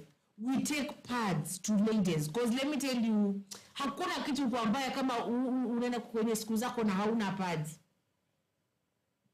Hauna pads and you need to go to school. Ama you need to go to work. It is not affordable. And I do thank so much. Soft care brought something that is good.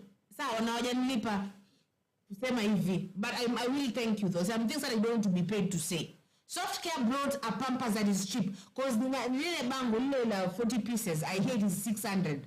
Sawa ya huwezi afford ingine. And it is good and it does not burn the child. Sawa. Aya pads za soft care, they are maxi, they are good. Always you people mnatuzia 150 kitu fulani hata sijui nini. Tampons, hata unasikia sijui kuna women rep anasema tutumie tampons. Haya, shame on you. Nikupia kuna huyu kaka moja ambaye alikuwa hapa Kimani. Wanapenda pads. I heard that they went to Baringo and the women rep of Baringo instead awakubalie, accept ndani our you know, I am bringing pads to your girls. You should be grateful. A woman, this is a man taking pads to you. Tatu niache. Justice for Kajang, sawa, yeah, just all those things. We are rejecting injustice. We are not going to relent. No relenting. Hamna kulegeza kamba hata kidogo. Tunaikaza mpaka tujue huu, mpaka Murkomen na resign, mpaka huyo Muhammad atoke, mpaka Haji Kanja hatoke. Kila mtu atoke. So akili kanasema hivi, sawa. Now this is the finance bill, okay? We'll be paying 10% of the price of the land at kama yeah. But I heard my dad say they have to pay some certain money for the nini for his apartments. I thought it is a joke. It wasn't. Ilikuwa kweli? Hiyo kitu imetangazwa kwanza kitambo sana. Mimi kwa nini mzae tu anadanganya kiniambia lazima alipiange do kwa nini? Why? What? So if I get those apartments, I want to be paying for it. The one nailipia. Kama shamba ni lako unalilipia. Aya, anaendelea kutuelimisha. Asante sana, tunashukuru. Anasema now if ushindwe kulipa, what will happen is you will submit the title deed to government, thus you have surrendered the land. This is the reason the housing plan ya Ruto is the order of the day, because he knows it is a booming industry soon. But one of the best industries when I get my own moolah, so I'm going to invest in, it is real estate. Real estate is money. That one is just money pouring in your pockets. On your real estate. Real estate. I'm working on that. Higher. So basically, ukosa kulipa hiyo 10% unalipa after how long? Unalipa kila mwaka ama unalipa kila mwezi? How? Sawa. And then anasema that's why mtu anajenga manyumba hamtaki. Kwake akona global master game. Lakini bro man, bro Kenya limduyanga nini? Who is this person even Kenyan? Is he Kenyan? Kula ni mkongo. Wale ananikalia mkongo. Why though? Why would you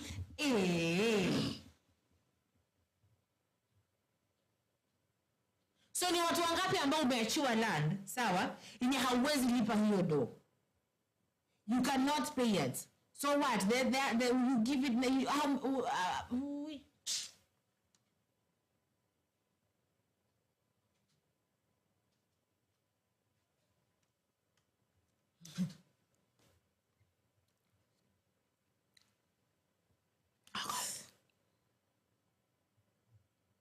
Why? Hii 10% unafaa kulipa lini? Ashling.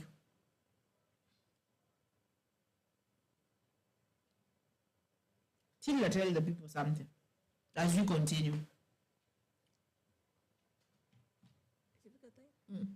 Back to 20 minutes.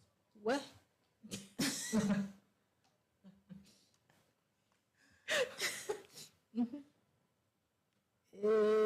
Me just ebu niambie, nataka kujua una hiyo 10% ni every year inachukuliwa annually ama inachukuliwa per month? Because I feel ukiambia ulipojua annually maybe, you know, and when you say the 10%, do you mean like with the size of the land ama to 10%? Like when you say that 10%, does it mean that it is with the size of the land? Ama it is just like that is the money that is allocated? Kama ni unafaa kulipaga kwenye hii land yako unafaa kulipaga 5,000 ni 5,000. Hata kama ikuwe ni 300,000 acres, it is just that 5,000. Ama how does it really work? Okay? If you don't mind. I think your 10% inaenda na the nini of your land. Please say. And there's many more. Please say. Tumekupa nini sasa? Tumekupa ni yako sasa. Tamba hapo tuambie. Because I want to know. Nisikuja hapa nianze kulipa 10% nipeane staff. So tamba tu tuambie. Me I want to know that 10%, when you say that 10%, how is it paid? How is it, when is it collected? If you don't mind. Kama ya shamba ni lako ndio. Hauna kazi. Hilo shamba tu ndio unategemea maybe upande tumboga tu nini. Uuze tumboga hapo. What will you pay now for that shamba now? Good morning, Peter. How are you? We are good. Thank you so much. I see you pale kwenye group. You're really active, sharing things, and I've been reading it for the people here. Thank you so much. Thank you so much. People here as welcome, Peter, our number one fan. Yeah. Kwanza kwa group pale. If you want to join the group pale, I'm going to give out a number that you text that number. You say, I want to join Kenya News Alert group. Yupo pale. So producer take a number pale. Continue as I give the producer the number. Okay, guys, as we continue with the name of reject finance bill and the killing of the killing of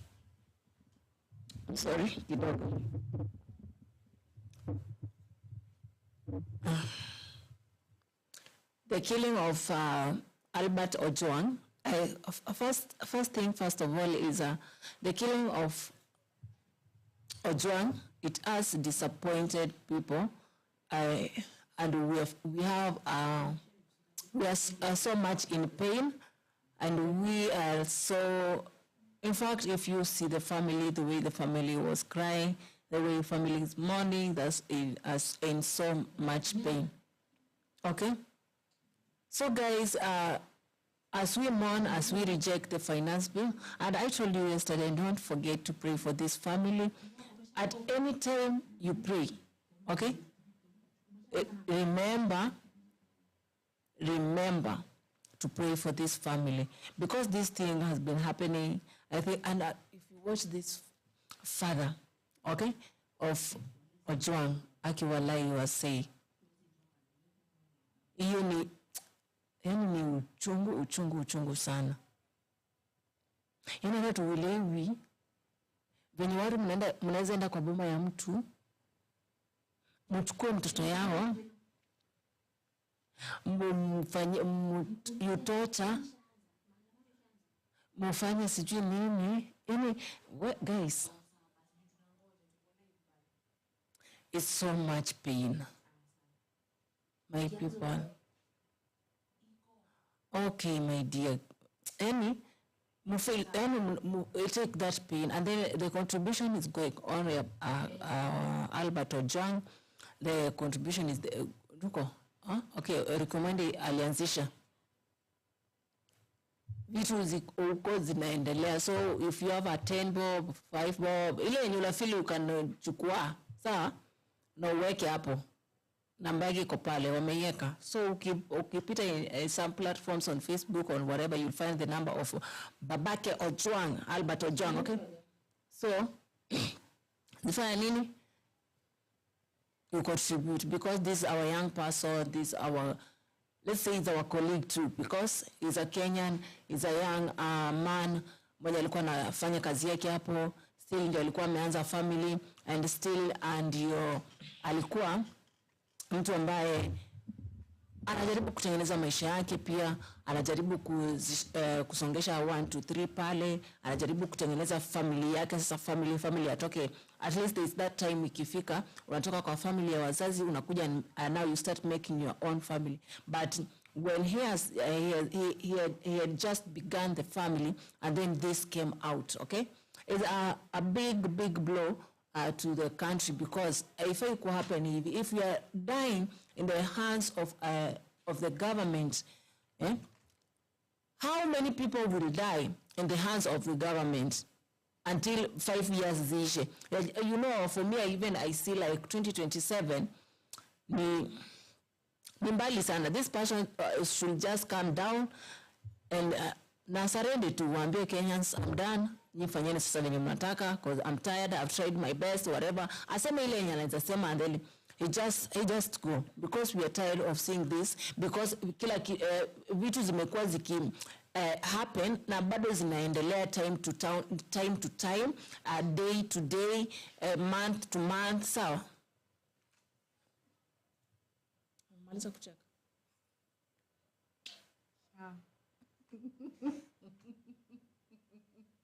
Time to what? Town.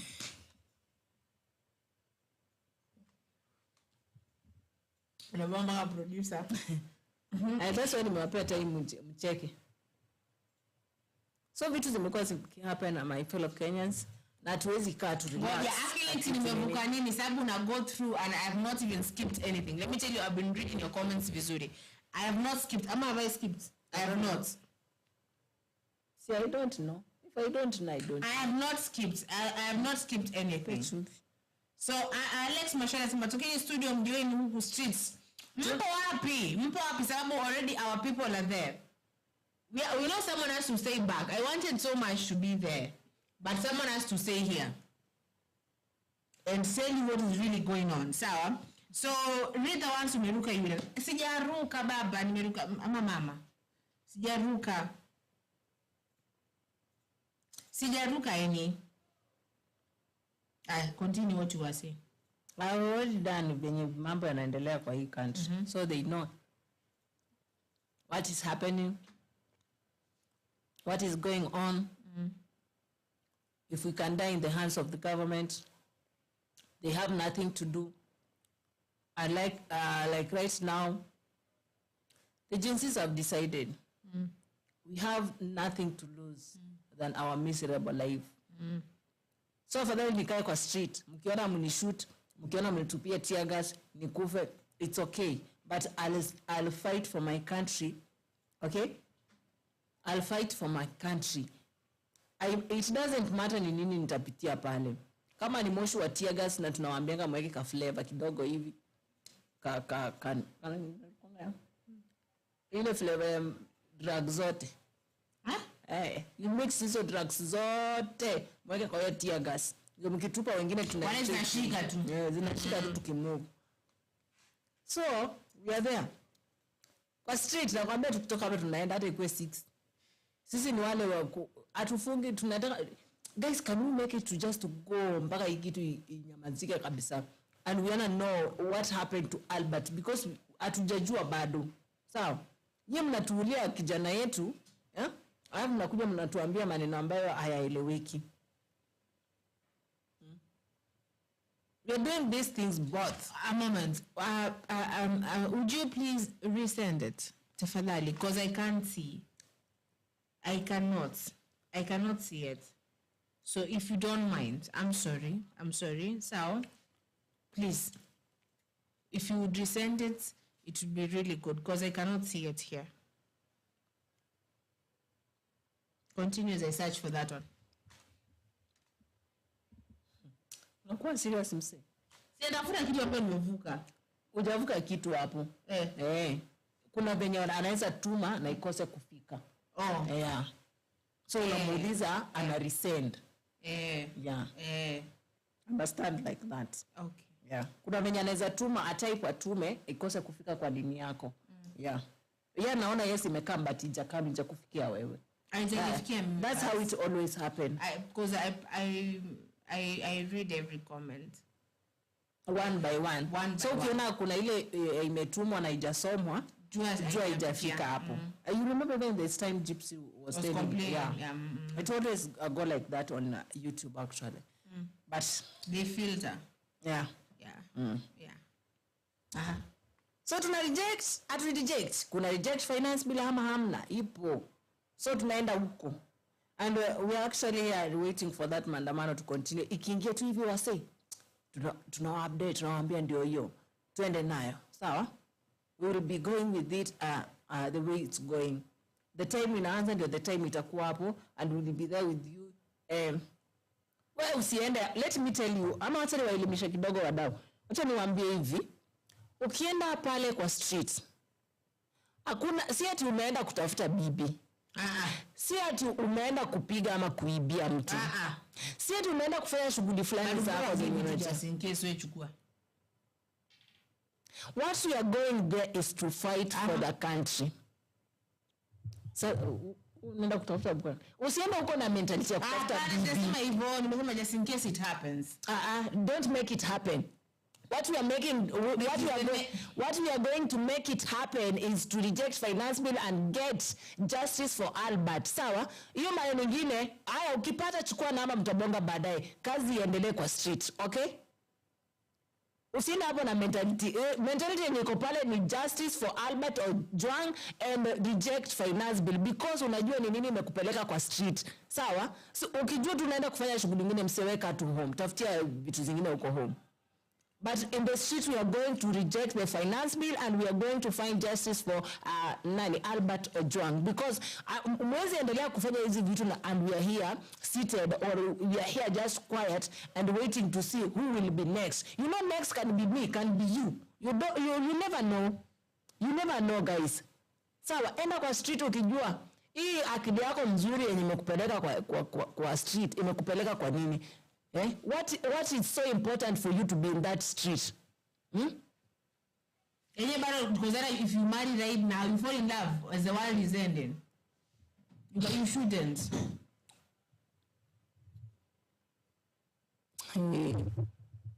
So, hapa kuna mtu anasema this year's budget is very oppressive in such that it benefits the president and his corrupt system. Hapo ndo tuliposema ya kwamba only the 1%, really 1%, the richer getting richer and the poorer getting poorer. Okay? Then kuna Nyakwar Audi anasema, why do you want us to come? Why do you want us to why do you want us to come to the streets for Masharia? It is John Bandi's budget. Stop using our unions. Author. Anaitwaje? Nyakwara Udi. Nyakwara. Hapana ni Mjaka. Nyakwara. Hebu rudia statement. Hebu rudia statement sijazizi msikia. Hapa kuna Nyakwara. Watu kama anamalizananga nao hapa. Ngoja Tilda anakuabudu kufinish kumalozi. Si ndio?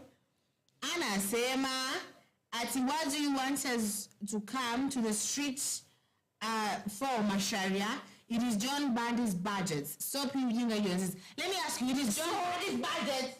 So I'm sorry. It is John Bandi's budget, but in effect none. kama ni yake. So what?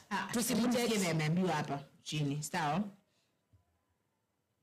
Ameambiwa Nyakwar Audi seems you're not okay. Do you know what it is? What is entailed in this finance bill? Do you know the arrogance in MPs? Do you, Nyakwar? Do you? Nyakwar akasema, you brought this government, it has 5 years term, you won't die. You won't die! And people are dying! And people are dead! And people are dying! And people are being killed! Mr. Sir, are you okay? Nyakwar, see them? Yeah. Ukwe Nyakusa, ukwe madam, ukwe whatever. Yes, something. Nya is for a woman, I think. Yeah. If you are a woman or whoever you are, I think they call themselves Nyar something. Nyar Mukamba. Nyar Mubaluya. Tell them what you are telling them. So what do you want us to come in the street? Well, come on, you are the 1% car home, sawa? Weka, nimekwambia, watu wameweka hapi masikio. Uko mbali na screen, uko mbali na speaker, nunua home theater. Sawa? Kaa karibu nayo usikie tunasema nini. If you kama unajua rejecting finance bill, it does not help you in any way. My dear friend, just sit, chukua jembe na kwa shamba ukalime. Sawa? Uko kutusaidia leo. Ama ukiona sana haikusaidi, unless those people who are going to reject this and find justice for Albert Ojwang. Sawa? Let them go. Let them go. Huyu mama makaka anasema ati you won't die that 5 years but you must take that bitter pill. Are you serious? Kwani unaishi wapi? Ama unaishi majuu? Na bado kama unaishi majuu, si watu wanajua. People are dead. Watu wanaongea 1%. People, yeah, this is the 1%. Don't make people us are dead. People have died. People have died. Where? 136 people have died. Some others, you don't even know where they are. The Mlolongo brothers, the two have not been pound. But they have not been found. They have not been found. They have not been found. Mpaka sai. Nyarkwar. Endo hivyo. Nyakwar. Nyakwar. Pole. Nyakwar. Sawa? Anasema ati we are sorry for the demise. Sorry, really. Sorry. Tumesema band-aid haiwezi funika kidonda cha bullet hole. Haiwezi. Lazima hiyo bullet hole nitolewe, uoshwe, uwekwe hata sijui na nini. Haiwezi kafunika. It cannot. A band-aid can never, ever. Acha nikwambie. Ati the grievances to Mr. Kanja.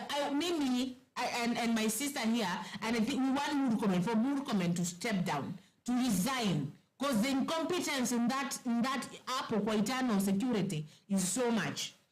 Internal security and interior security. Interior. How?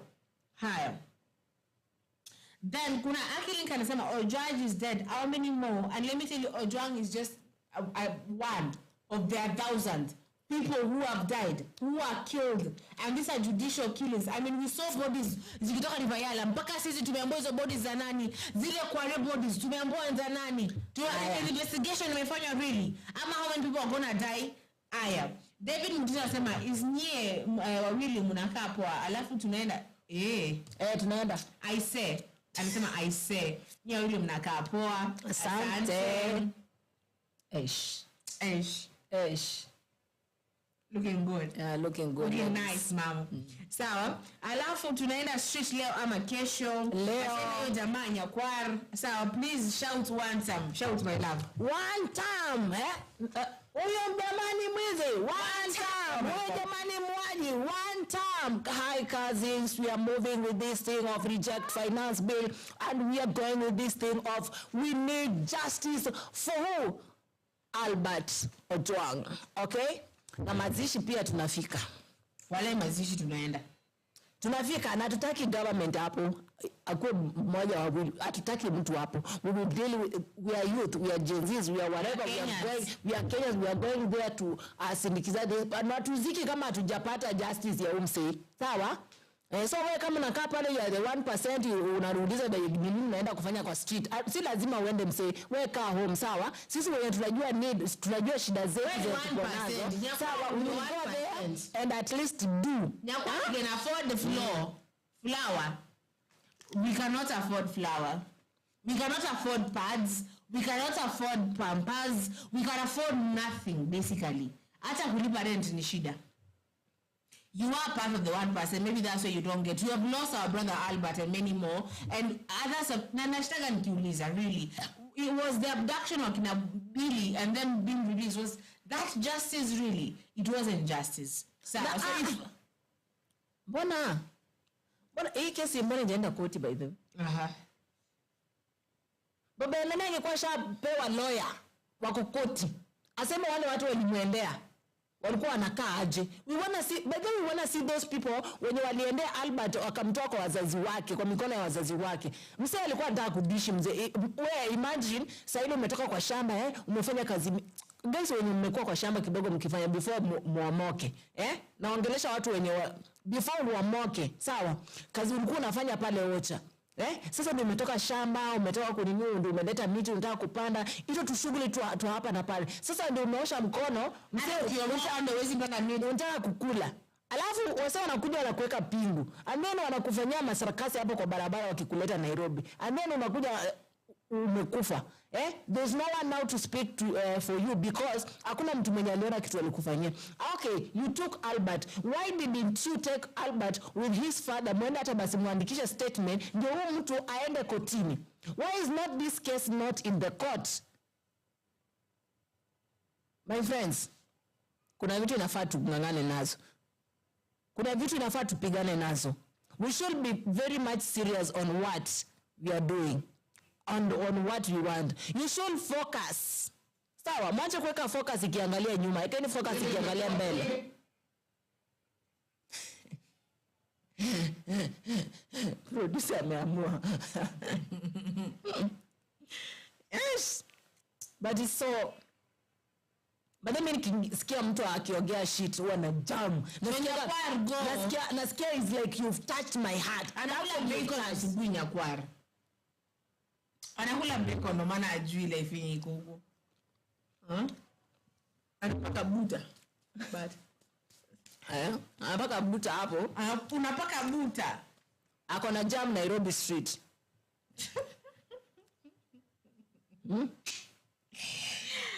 Pale kuna Jonathan Shaka ama ni Zaka XZ X. Mama tuandike hivyo tu. Wewe tu Jonathan. Anasema tuingie kwa streets. David Mutiso anasema thanks. Hi cousins. Now check you and I love your vibe. Cousins forever. One time the anthem and hi cousin is slogan. Well, say ameamwaje? Yes. Mutiso.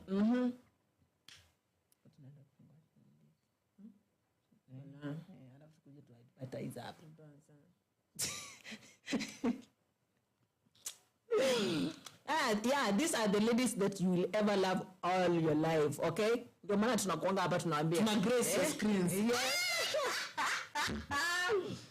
Yeah. The most.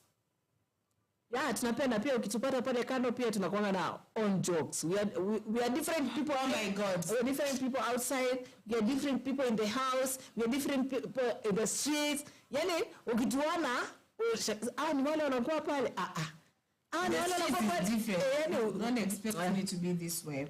So I see our favorite person. Yeah. Anasema hi kwenye Zulfa. And I say hi to you too. We've missed you for the last couple of days, but I do understand that you are busy and welcome. Okay? Then akasema hi beautiful soul Suda. Hi. Nelly mambo vipi? Ukoje nimekuona for the last few days. Sawa? Anasema huyo jamaa akisoma ujinga wa lai, sawa, wataji wa haki ya Mungu na vile bado tuko na uchungu wa Albert. Acha tu tusome hiyo jinga yao tutakuja streets. Sawa? Mimi sijui Nyakwara amekuwa wapi. Like telling you story. Nyakwara uko Kenya? Sidhani. 1% really don't read. Hey. Kizungu is not zunguing. Kizungu is not zunguing now. You know, because I look at you saying that why are we going? Let us swallow a bitter pill. We put this government. When they were voting, let me tell you, no young people voted actually. So I think Ruto thought that he's gonna come, he's gonna be dealing with our parents. Na kumbe tulikuwa tunacheki tu. Tunaangalia tu venye situations zinaenda. And then unafika place to go like, nah, that is not nini. And Nyakwar, please.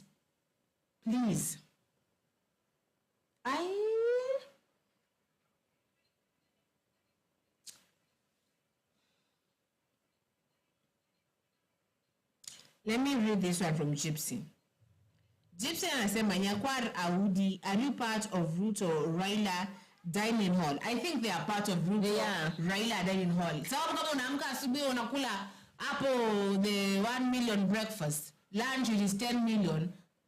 Na sisi ambao tunapandiwa sukuma na mama Recho. Apeane, wewe hizo sukuma zimekufikia? Hata sijui. Hazijakufikia. Wala sijui kama zilibai pandwa state house sijui. Nasikia mtu fulani akiziongelea sana hivi ziko. Anaitwaje huyu ndo ana advertise hizo sukuma? Ana advertise aje sukuma zenye ziko state house na zenye ziko huko kwa soko advertise. Hizo ndo mnataka tu tununue. Tunanunua na tunapewa. Nani anakupea? Nani? Vitu ya bure utangoja sana. Labda ufuate Kibaki. Lakini bure upewe vitu za bure na nani? Hii government ya Ruto. Oh, these people are those people that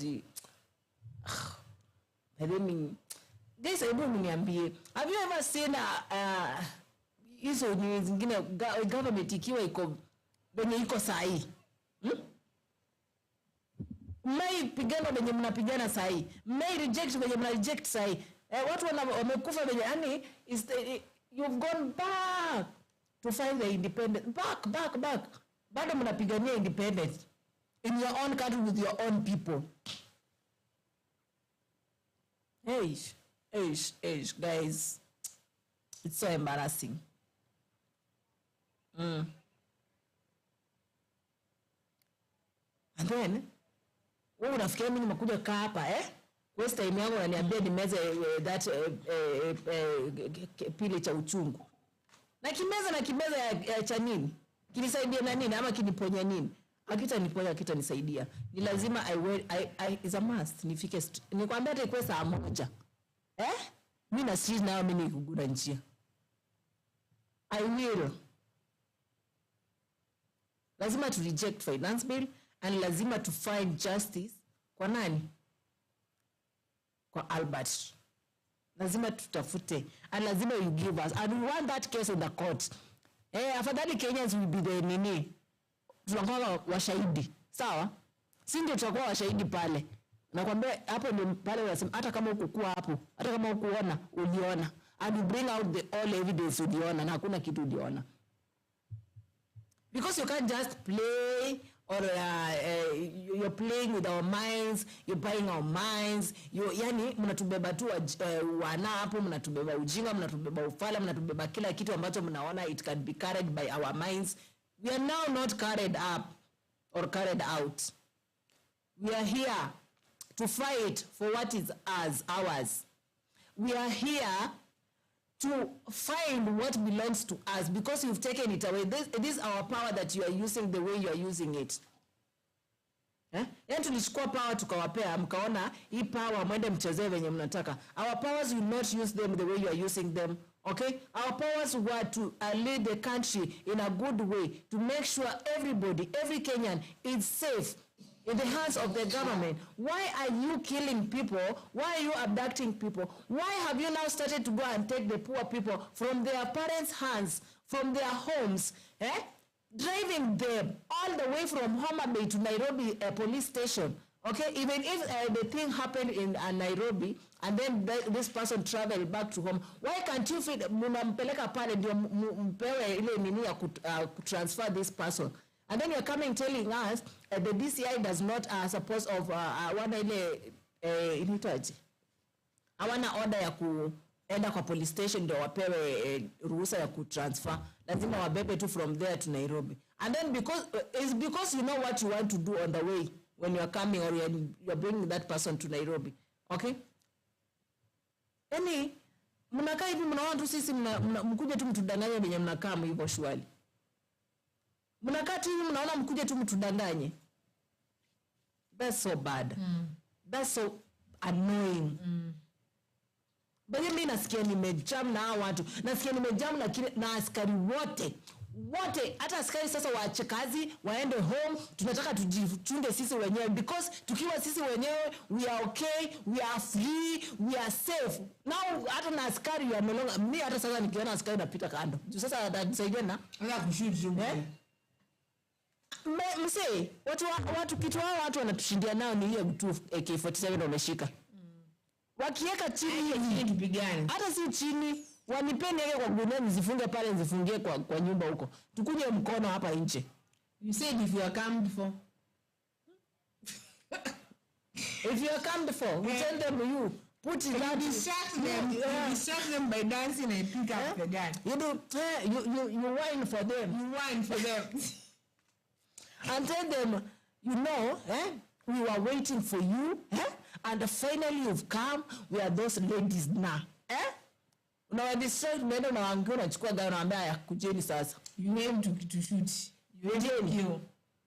Hey. Say, I mkijua, these are the nasty ladies you've never met. Nasty ladies. You've never met in your life. Actually, we are going to make a channel for you. And you are so much welcome. Okay? Yeah. You are so much welcome. Yeah. You'll see us too there. You'll see these beautiful souls there. Yeah. Yeah. And we'll be talking every kind of anything that you want. So if you have a problem, you can always bring to us. I have therapists in the class. Yeah. Therapist with psychosis. And schizophrenia. Yeah. Basi Nyakwar Audi anamba, please stop. This is Gypsy. Attention seeking. You've had your 2 minutes of fame. Nenda nyumbani sasa kalale. Na Julius ni kama wanatoka the same place. Yeah, Julius is the same person. Samsung Ongaro, so may God protect this nation. May God save Kenya. Yeah, amen. Yeah, Simon Kiplagat anasema aki tuko na machungu sana kwa huyo kijana. Maji mtoto wa mtu ana plan kukula chakula chake cha mchana, alafu watu wanakuja wanamchukua na kwenda kumuua kabla. Sawa? Ya hajakula. It's very painful. It's very painful. It's very painful. Please go back. Thank you so much for bringing that picture. Akiwa amekula last supper. Msee, zimeshika. Na sasa huyu mbona mlimchukua akiwa empty? Empty stomach is a sin even to God when you're angry. You're telling someone umeenda hajadishi msee. Like aliambia wife yake aje. I'm sure those ones are going to ring with the wife forever. Ilikuwa wife yake ametensa ameshika mtoto because obviously even the child now is scared. Who is taking my father? You know? And then he's like, babe nitakam. Mama fulani nakuja. Pole. I'm sorry. I'm sorry. You go back, you think about that situation, alafu unajam. It is so sad because you know I don't yani Zulfa mamake na babake mama asia yao ikuishie kwangu pole. I'm sorry you just here next to me. I'm sorry. Nitakaa rada hapa ningeona tu mkono juu na hepa kidogo. But it's so annoying. It's very bad. It's very bad. Aya, pale namuona kuna nani? Kuna anaitwaje? Nelly Nick anasema msijali mimi niko na tena niko live, niko na nyinyi hadi mwisho, niko na hasira mbaya, hata kama ni kifo mimi niko tayari. Tuko tayari kukufa. For Kenya, for this country, for this nation. Anthem ya Kenya inasemaje? Anthem ya Kenya inasema nchi tunayopenda tuwe tayari kuilinda. Na tunailinda even against fellow Kenyans, because the Ruto is Kenyan, and he's doing this. I'm sorry, and he's doing this. It is really bad. That is being plucked, man. Who alichukuliwa mbele ya babake na mamake, alichukuliwa mbele ya mtoto wake na bibi yake, tena wachanga, hata hawajaanza life. Hawajaanza. Yule mama ameachwa yatima, ameachwa mjane. Mtoto ameachwa bila baba. Wazazi wameachwa bila mtoto. Only now they're going to transfer their dreams to that child. Because what now? When you're giving the wife a county job, good, because then you should need to provide for this child. But really, in the first place, tunaweza kata hiyo msaada ya nani ya kupea huyu msee job. Sawa, tutachukua huyu dem, tutakaa naye tulinda mtoto. Like Kenyans, like youth, like Gen Zs. Ama aje wasi. Sawa, si lazima tusaidie. They are not there just to come because somebody has died so that ate wanakuja ndio wanataka ku. Kama tulichangia huyu Morara Kibasi. Tunachangia pia huyu madam. Because you feel so much power now. The government is coming in, waltzing, in a waltz too. In a waltz, you know waltzing is dancing, like you dance in a ballroom. In a waltz too, misakaja na waltz. I wish the camera was all enough. We could have waltz for you here. So on a waltz too anaingia. Nitampea job ya county.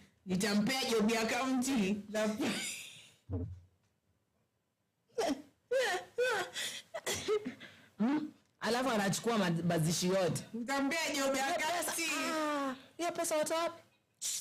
Yaani umeamua kuchukua pesa yetu sasa. Uende ufanyie job ya county ndio yetu msee. We. Saka. Dimples. Cheki msee, tafuta job ufanye. Anasema tayari haki ya Mungu, anaswea sana. Juu mimi ni kijana, lazima niokoe nchi yangu. Yes. Na siku ni leo. So kesho kama sasa hivi. Kama sasa hivi. Yeah, sasa hivi man, we don't want to lose another child. We don't want to lose another young person. We don't want to bury man. Ile story ya Molo president who amefanya. That was a young person too who left their family, who was killed.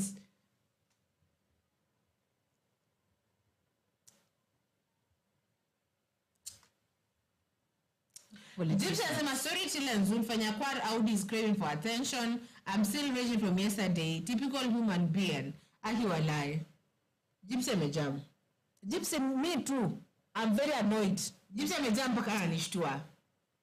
You know, Gypsy is that person wakusemaga guys tulia. But now Gypsy is the person who is there like, fuck this. Sawa? Hey. Where?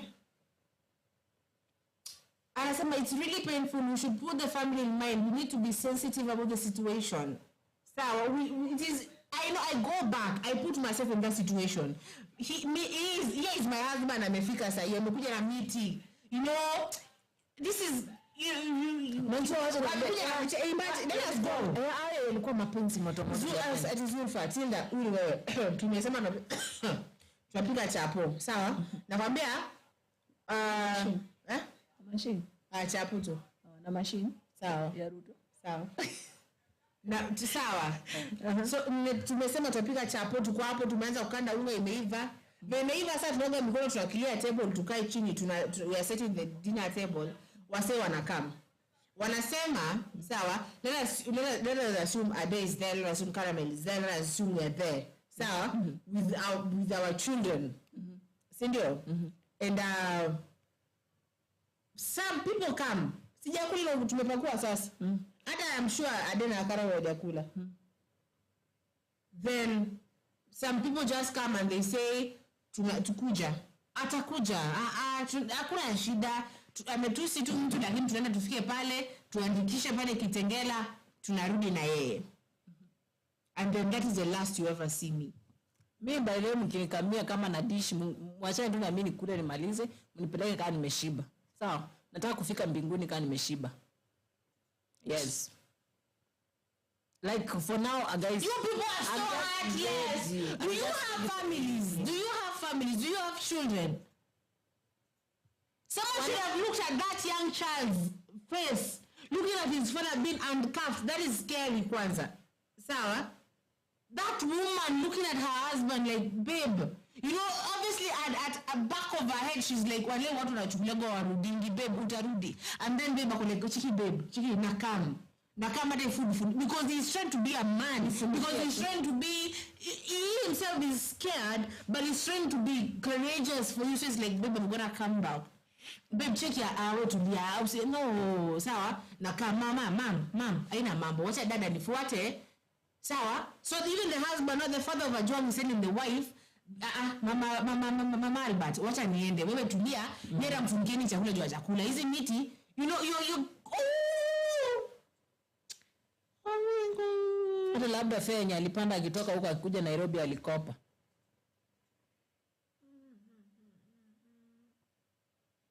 This matter carried title deed ya land yenye hakuna. In hopes of I'm gonna go take my child.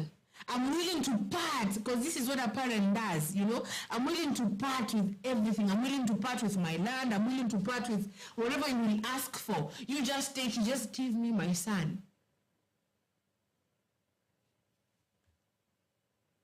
Mimi kama kunibeba mnibebe tu na wangu, sawa?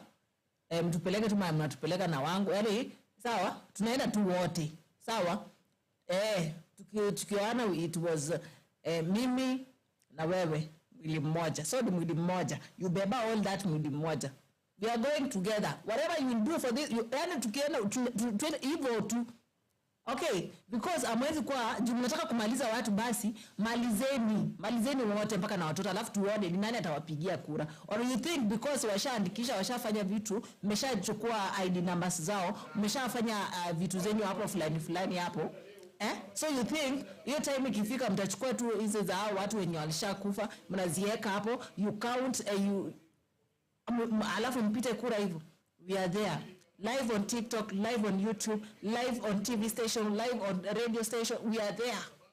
We're going to do everything to find the best person for the country. Now the coming times, the coming years, the coming days, we are going to vote for that person. Usipofanya kazi yako jinsi unavyopaswa kufanya, tunakuondoa pale, tunakushika mkono taratibu. Tunakwambia baba au mama, njoo. Tunaona hapa hivi kazi yako haifanyiki. Tunaona hapa hivi haujafanya ama au stahili kukaa hapa ama kuwa hapa. Just bring your hand, we'll just take you to matatu, weenda to home. Sawa? Hii matatu itakufikisha kwenyu. Na tafuta shughuli nyingine ya kufanya. If you not be working that time, actually we will be dealing with you the way you're supposed to be dealt na Wakenya. Sawa? Hakuna mahali tutakuachia ati wewe inafaa uende sijui kwa koti. Sisi sasa ndio koti. Kenyans, we are opening our own courts because the courts that we have right now, they are not working for us. They are working for the rich people, for the wealth ones, okay? For the 1% people. Sisi wanaona kama sisi hatuwezi pata justice, sisi hatuwezi fanyiwa kitu, sisi hatuwezi sikizwa, sisi yani mnatuona tu hivyo. Let me tell you, we are going to open our own courts to fight for our own people. These are our own courts. These are our courts. Sasa si wamewachukua maji na kunywa hapo, kila kitu tunafanya hapo, that is our money. It's your money, but they have taken them. They don't want you to use them. Wanatumia kutupa wale watu ambao wana pesa, the 1% people. Nelini kanasema hivi. Aki Albert ulisoma shule moja hapa Malindi, Barani shule. Aki naumia moyo walai, ningeweza kupata hao majamaa kia Mungu. Let me tell you, this is where I tell you, you're making me a serial killer. Because sasa unasikia classmate amedid uliwaje na government. Mimi nikiona askari hata siwezi mkotenda. Mimi kuna group ya DNA. Pale kwenye screen yako asi 07. Is it what number is that? Labda ameweka yake. Is that the producer's number? I don't know. Ask him. I'm gonna ask the producer. Right. But tell that number you shall be added kwa group. Sawa? Haya. We are ready to fight for what is ours and hashtag Kenya. Kenya ni yetu. Tutailinda vovote Haya. Benedict Okozima hiyo bill inasoma saa ngapi? Stanley anasema nenda zao shift kwa finance bill guys, hii kitu itapitishwa bila sisi kujua. They were driving our attention, we focused with one thing, wakapitisha. Yes. Haya. What I let go see if the producer, if it is ready, and then we put it for you people. Hatuwezi atuzubai. Sawa. Hata kama sijui wafanye nini. By the way, I came to realize there's a time that Koech said here, our one fana, kuna time alituambia hapa. Akatuambia these people when they are doing something, ilikuwa nini ya nani? Benye nani alishutiwa, anaitwaje? Huyo nani wakasipula, alikuwa anaitwaje? Were. Ngondo Were. Something like that. Wakasema sijui tulikuwa tunafanya nini. There's something that even we wanted to do. Nakuja tunaekewa hiyo kano. Sijui nani amekuja ameabductiwa. Governor sijui wa wapi ama ni MP wa wapi. Yaani wanakuja tu kuwa blackmail na vitu, wanakuja kuwafunika yaani muachane na hii, mwanze concentrate na hii nyingine. So mkisahau hii au wakifanya vitu zao, nyinyi mna concentrate na hii. So hii kitu ndio imekuja, acha tuue Albert ndio hii finance bill ipitishwe kama bado na my friend sasa hii wezi. Sasa hii tuko rada. Hawezi kaa tu hivi. Wanaanza hawezi kaa hivi, wanaanza kufanya vitu kama hatujui. We said we are focusing. My friends, we said focus. Put your focus. You should focus.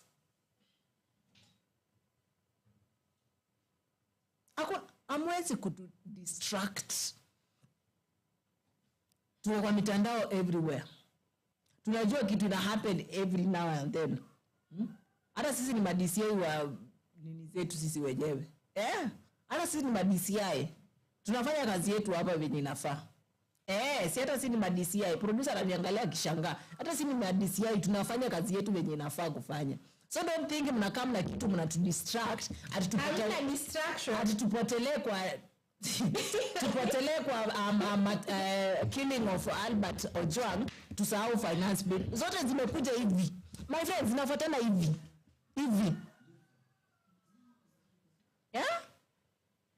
Guys. Yeah.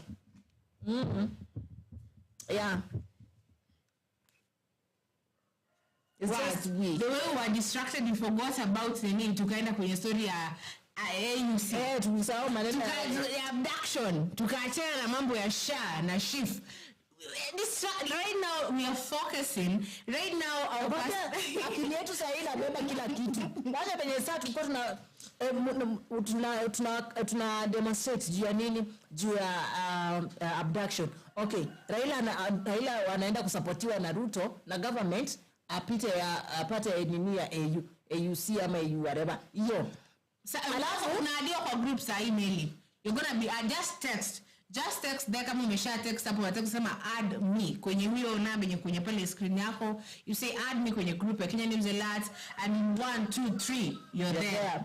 There is where you see many things happening. And then you hata wewe unatu alert pia na vitu zingine ambazo zina happen zenye unaona zinafanyika huko kisirisiri. Tunakuja tunazifungua hapa. This is an open station for you. Sawa?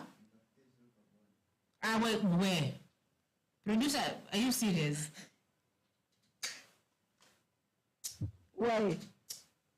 Our producer is just a young boy. That's why he distances. I understand him as a younger brother. You know, I've dealt with younger brothers. Yeah. So we understand. So we understand. Some voices, some voices behind the cameras, you just know he is the one. Anagurumia hapo tu. Na anaiforce. Kawaida ni soprano. Haya, so bado haijaanza. Sawa? Bado Senate is not in session. Sawa? So the moment that the Senate is in session, we are going to be taking it there. Let me watch this story. Mimi kuna story ambayo siachi. Kuna story ambayo si distracting. Ni story ya Kajwang. Ojwang, I'm sorry. Ojwang Senator. Iyo, And that one should start from Uko. And that one should start from Uko, jamani. That one should start from Uko. From Murkomen. You know, yesterday Gypsy said something and I laughed so much. Gypsy alipash, you know what pasha nani hata. Alikuwa pasha Murkomen, you know what pasha nani. Alisema, it why is he laughing? Yeah, speaker. Alikuwa laugh and I smiled and that's it. Unless I'm gonna bend refu.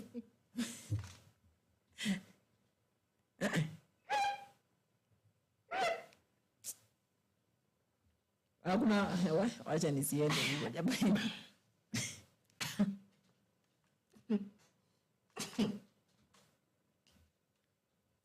They know what they're saying and what they're doing actually. If you see, but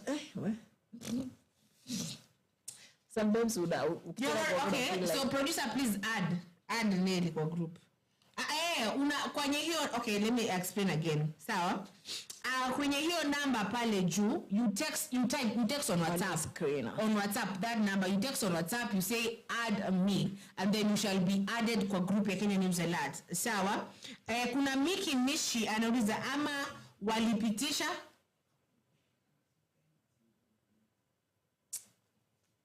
Producer is saying if you have wives out there, also text. He wants to get married at 19.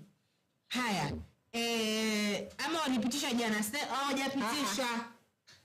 Hawajapitisha. Bado. Ile ni aliongea jana kapi? Ile ni aliongea jana. Ama hakuongea Ruto ama aliandika tu. Ruto aliongea, alibonga. Type. So, my dear, I love her. A moment. This lady of mine, forgive her manners.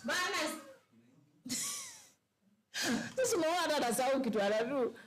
But forgive. It's something that we with the producer to make sure that everybody na si ati amesema tu Nelly peke yake, pia wewe kama uko pale akina you people wenye mko hapo, and if you want to be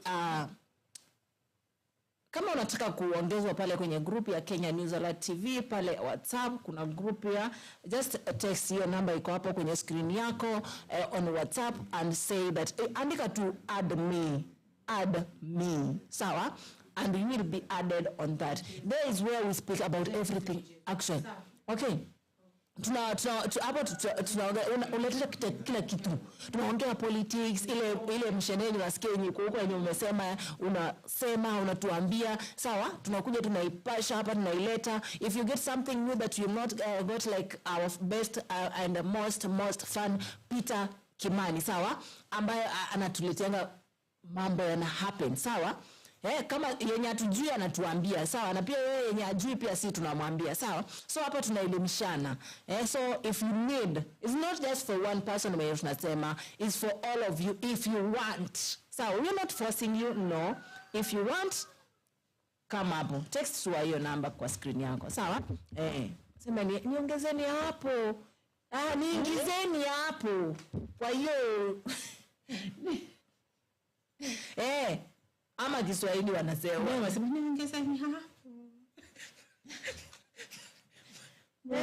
Niongezeni hapo, sawa? Hata mimi nataka kuwabongesha. Ama aje. So the producer wants to do nini. The president spoke yesterday.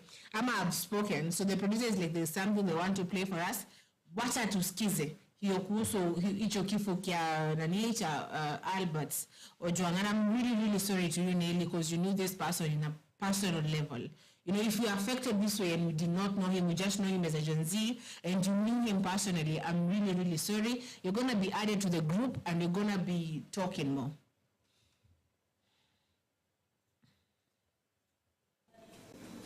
Ni haki ya wananchi. Usalama ya mali yao, maisha yao, biashara zao ni majukumu yetu kama serikali. Na National Police Service, despite the fact that it is an independent entity, is working with us to make sure that we create the necessary synergy between the provincial, the national government administration officers and our security teams, ndio tuhakikishe ya kwamba kuna usalama.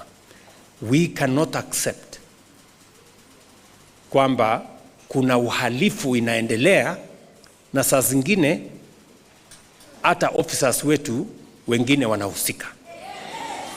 And that is why we say, tunasema, whether criminals are in civilian or they are in uniform, we must deal with them firmly and decisively, and the law must apply to each and every person so that we can protect the lives and property of every citizen. Tunaelewana? We must make sure, and the National Police Service, an independent institution, must discharge its responsibility independently, fairly, decisively, and also with results. Na vile vile, the Independent Police Oversight Authority must make sure that officers in uniform who engage in criminal activity instead of protecting citizens must be brought to book, held to account decisively, efficiently, so that we can restore the confidence of citizens in our security apparatus. From where I sit, I don't take it for granted that there is unity, stability, and peace in Nakuru County. When Nakuru is stable, when Nakuru is peaceful, Kenya is peaceful.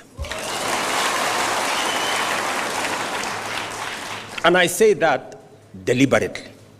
Sindio? Munajua wakati wa uchaguzi tulikuwa na propaganda nyingi. Oh, huyu mtu akipata kuwa rais atafanya hii, atafanya hii, atafanyia wale, atafanyia wale. Sindio? Si kulikuwa na story mingi. Lakini Mungu ni nani? So I want to tell you, the people of Nakuru, if not for anything else, I want to thank you for the stability and the peace and the unity in Nakuru County. Nawasihi, as both as a leader of this country and as a person who also comes from Nakuru County. I will tell you why I come from Nakuru County shortly. Sindio? The unity of people, umoja ya wananchi, ndio itatupatia nafasi ya kufanya yale mambo mengine yote ya maendeleo. Bila umoja ya wananchi, maendeleo inakuwa kazi ngumu sana. So, thank you very much for being one people, for working together, for, the unity I see. Kawaida tu iko hii siasa kidogo kidogo ya watu kushindana hapa na pale, which is okay. Lakini overall, I am very happy that the people of Nakuru are united. Mimi najua mnaelewa ile kitu mimi nasema. Si ndio? Iko kidogo kidogo. So, hiyo ni sawa, we just manage it ndio isi disrupt mambo yetu ya maendeleo. Si namna hiyo jameni? So, I want to say, I am really, from the bottom of my heart, I am very happy that we have been able to shame those who thought Nakuru was not going to be peaceful. Hii ni Kenya nchi yetu. And we must talk openly and frankly about our nation. And we must agree that we are patriotic citizens of this nation. We don't have another country. This is our country. And we cannot allow negativity, watu kutugawanya, mambo ya ukabila, mambo ya chuki, mambo ya kisirani, watu watugawanye nayo. Hatuna faida na chuki na ukabila na mambo hiyo.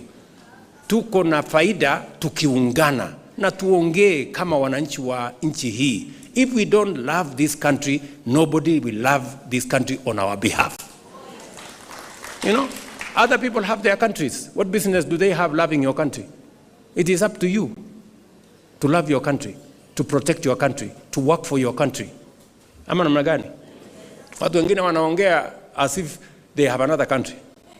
Unadharau nchi yako, unatukana nchi yako, unatukana kila kitu nchi yako as if you have another country. Kwani wewe uko na nchi nyingine ambaye this is our motherland. Ama namna gani? Yes, we must work at it. Work for it. Work together until we change our nation. Kuna kizungumkuti ya mambo ya security pale Nakuru. Na kuna magenge ya wakora wanaangaisha watu pale Nakuru. And I have informed and given instructions to the Ministry of Interior to work with the National Police Service and to make sure that the county security team ya Nakuru is up to date. Na kama kuna upungufu wowote watujulishe so that we make the necessary corrections. Kenyans on their own, as we talk today, every day between 60 and 90,000 Kenyans are registering every day. That's why we are at 23 million. And in the last 8 months, SHA has treated 4.5 million Kenyans. And we have paid 41 billion shillings to facilities and counties and everybody. Haijawahi kufanyika. Na ndio tumeanza tu bado. Mtaona maneno hapa mbele. So we want to make sure that health, it is my intention to make sure that health is a right of every Kenyan. Kama sasa ningesikia makelele ya watu, tunge implement housing, tunge implement social security, tunge implement SHA. Si tungekuwa tunang'etia tu hapa na kumangamanga hapa, hakuna kitu tunafanya. So please, good people, when you are a leader, you lead from the front. Na sisi tuliandika kwenye manifesto. Raia wakatuchagua kwa hiyo manifesto. Housing iko kwa manifesto. Social health iko kwa manifesto. Market iko kwa manifesto.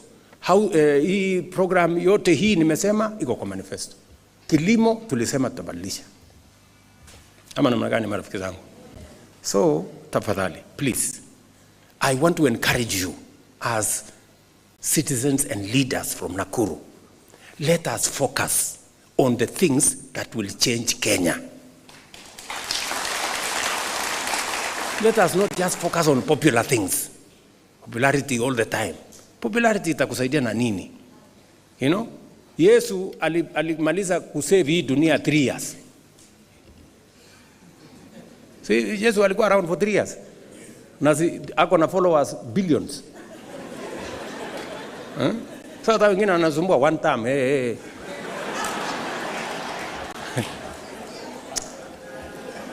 You know, you are not judged by how long you become a leader. You are judged by what you achieve and the impact you make in a nation. Sindio? Wengine wananiambia hapana, hii vitu ungefanya, ungefanya first term, ungengojea uchaguliwe tena ndio ufanye huko, kwa sababu sasa if you can finish a job in 5 years, why wait for 10 years? Sisi tubalize hii kazi. Alafu kama hii nafasi nyingine itapatikana tutafanya kazi nyingine. So tuendelee namna hiyo. Tumekuwa na changamoto. Controller of budget alikuwa ameraise issue kwa mambo ya bursaries ya counties ile inapatianwa na governor na MCS, si ndio? Wakasema ya kwamba wanataka kuwe na makubaliano kati national government na county government ndio counties waweze kupata ruhusa ya kupatiana bursaries.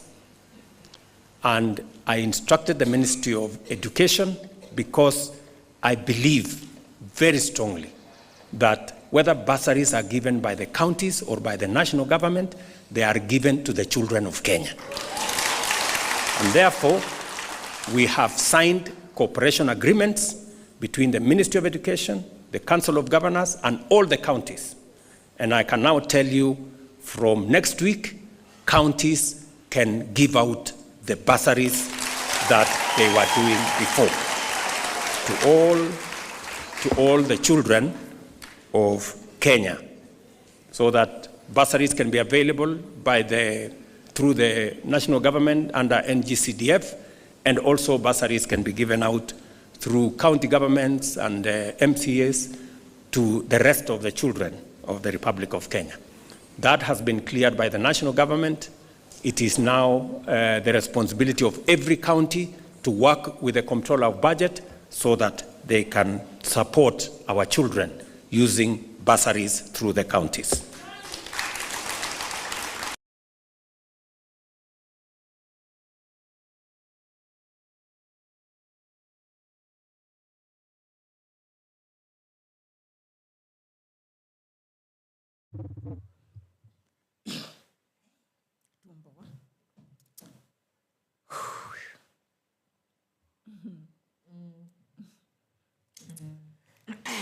So that is a speech of our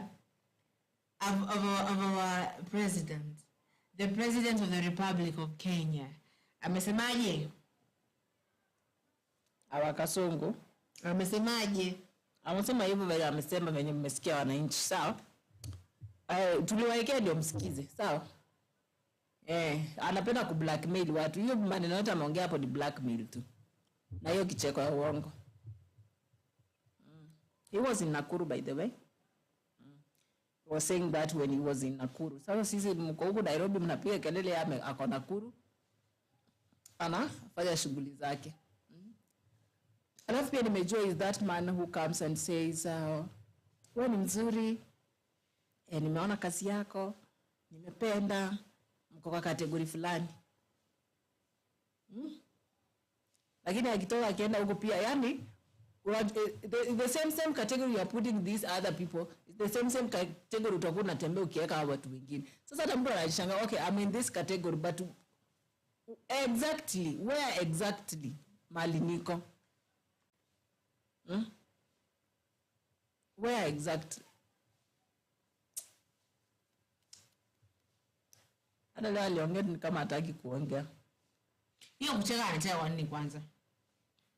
Sasa anafurahisha tu watu wake. Watu wake ni nani? Si watu wake wake wenye akona wao ama? Ama unaona ana watu? Akona watu. Wakina nani hao? Nyakwara ama ni Nyawara? Na producer. Producer kwa 1%. Producer inafaa ukwe tu huko juu hapa tutakunyonga. The rise of the people against the political people.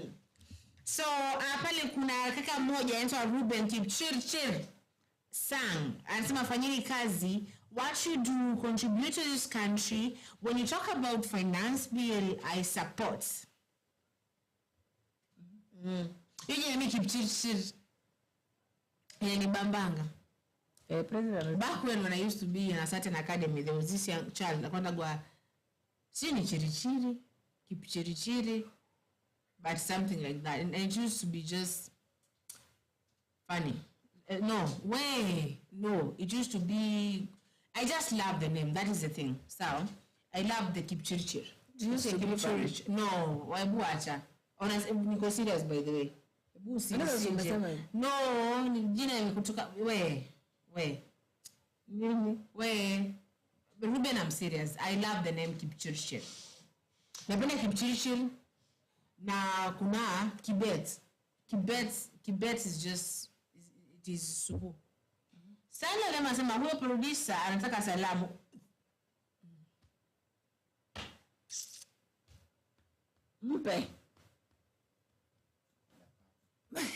Producer anahitaji salamu. Utasalimiwa tu. Niko naona watu wanapenda salamu kama mimi.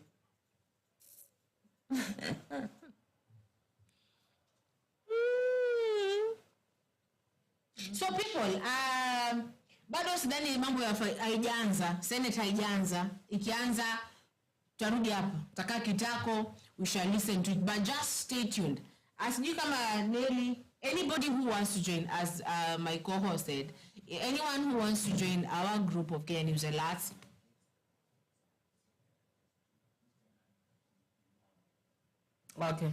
Okay. msalimieni tu ina mambo. Sawa? Niwanda kumtetea lakini at this point msalimieni tu haina mambo. Sababu one of these days we're going to host a fight here in Kenya News Alerts. Sawa? And the fight will be me fighting with the producer. And I'll be holding the camera with the microphone. Yeah. And I'll be the referee too. The other day you wanted to fight with him too. Anakufrustrate. Producer wana frustrate. Anakufrustrate sometimes. Unasikia umpige bara. Juu shida tu ni mrefu. Anakuangalia hivi anaona wewe ni kitoto. Na juu unamwangalia hivi anaona ni kara anaweza kuinua wewe anataka. Sasa unaweza mpitie chini ya miguu. Nakwambia jina yake kwa group. Nakwambia ni nani kwa group? Sababu utakaona hapo kwa group. Nakwambia ndugu yangu nimekufinyia macho Stano. Unajua ndo yeye. Haya, now let me tell you. If you want to join the group of Kenya News Alerts, hapo juu kwenye screen yako. Kwenye screen kuna namba ya producer. Kwenye screen kuna namba, take that number, just text on WhatsApp. Text on WhatsApp, say add me and you shall be added to the group. So, in fact, kuna kaka mmoja nampenda sana. Yuaitwa Peter. Yuaitwa Peter Kimani. Peter Kimani is always there. Saa 9 ya usiku. I wake up saa 9 kwenda kutengeneza snack nikipikia majini zangu na mpata pale.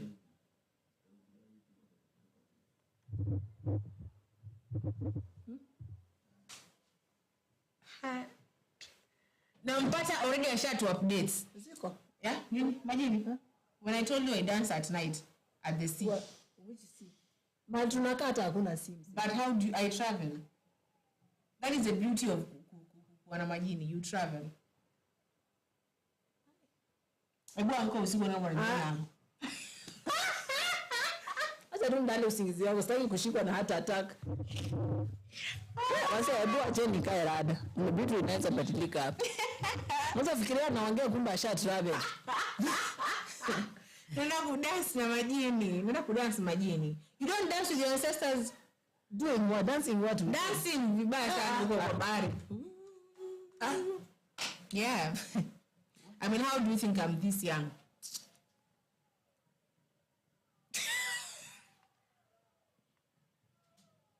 Mimi nasikia maajabu jamani. What? I dance with my ancestors. Time ukiona tu mtu mwenye anakaa mtu mwenye alikuwa kweli na alishakufa kitambo na toroka mbio yako yote. Kwa nini? Ati Peter eti Stana anasema Peter Kimani si kupenda kwake ni stress. Stress inafanya baada Peter wale au nigotea kila saa 9 ya usiku. Sasa mimi niko kwa bahari na dance escape notification hapo. Good morning. Sawa? Niko like this is 9 man. You should be dancing with your ancestors. You should be dancing. But they don't. You should dance with your ancestors, people. Aya. Sasa mna dance nini? Ndio kwa bahari tu una dance ukiwa ndege.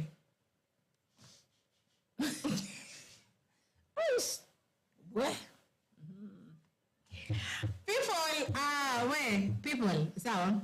It is a tradition though from my home. You must dance. So wake up and then see if you will see me there. That means kuharibia.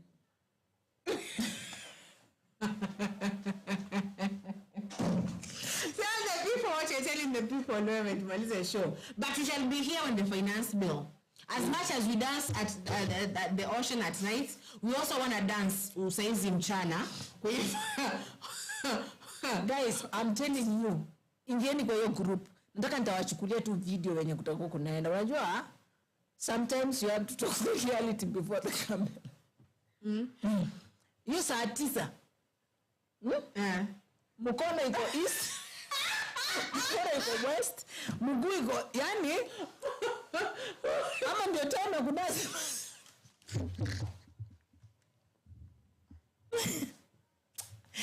Ash. This Kenya. I don't go physically, obviously. I go spiritually. What is wrong with you? Ugana mkono na miguu ngoja na dance. Jua yuko kwenye sangoma. Sawa? Ama kwenye sangoma zuri Sasa unaamka uanze kujitayarisha ukaoga unafungulia maji kwa ndani. Ndio anachukua blanketi sasa ajitengeneze vizuri akalale. Kumbe huwa na dance na ancestors. I always wonder. I'm always sleepy. Nikuda. This not person hata sikilele saa moja. Lakini sisikii kelele yote sababu saa 9 mtu aamke aoshe nyumba aoshe vyombo afue aoge maji vitu napiga kelele lakini you are just asleep in the same room. Watu wa same na doze. Oh my God. Peter anza kutuma saa 8. No, wait, saa 9 is good because when he texts me when I know I have to go. Peter doesn't text. Nitakuwa nikitext tu una text inakupea notification pale. Hey, people when you are living with people wabu wachunguze. Even if you have a friend like this mine, jaribu kuchunguza. Unaweza bebwa usiku pia wewe unachukua.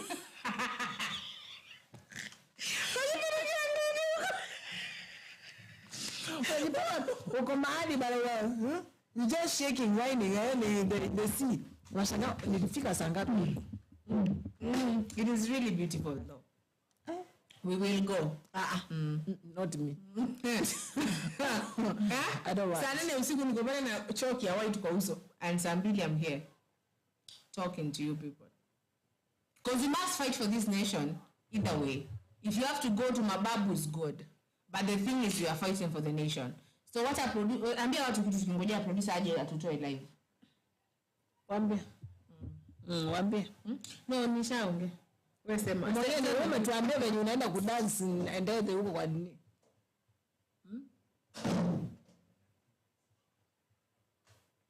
Yeah.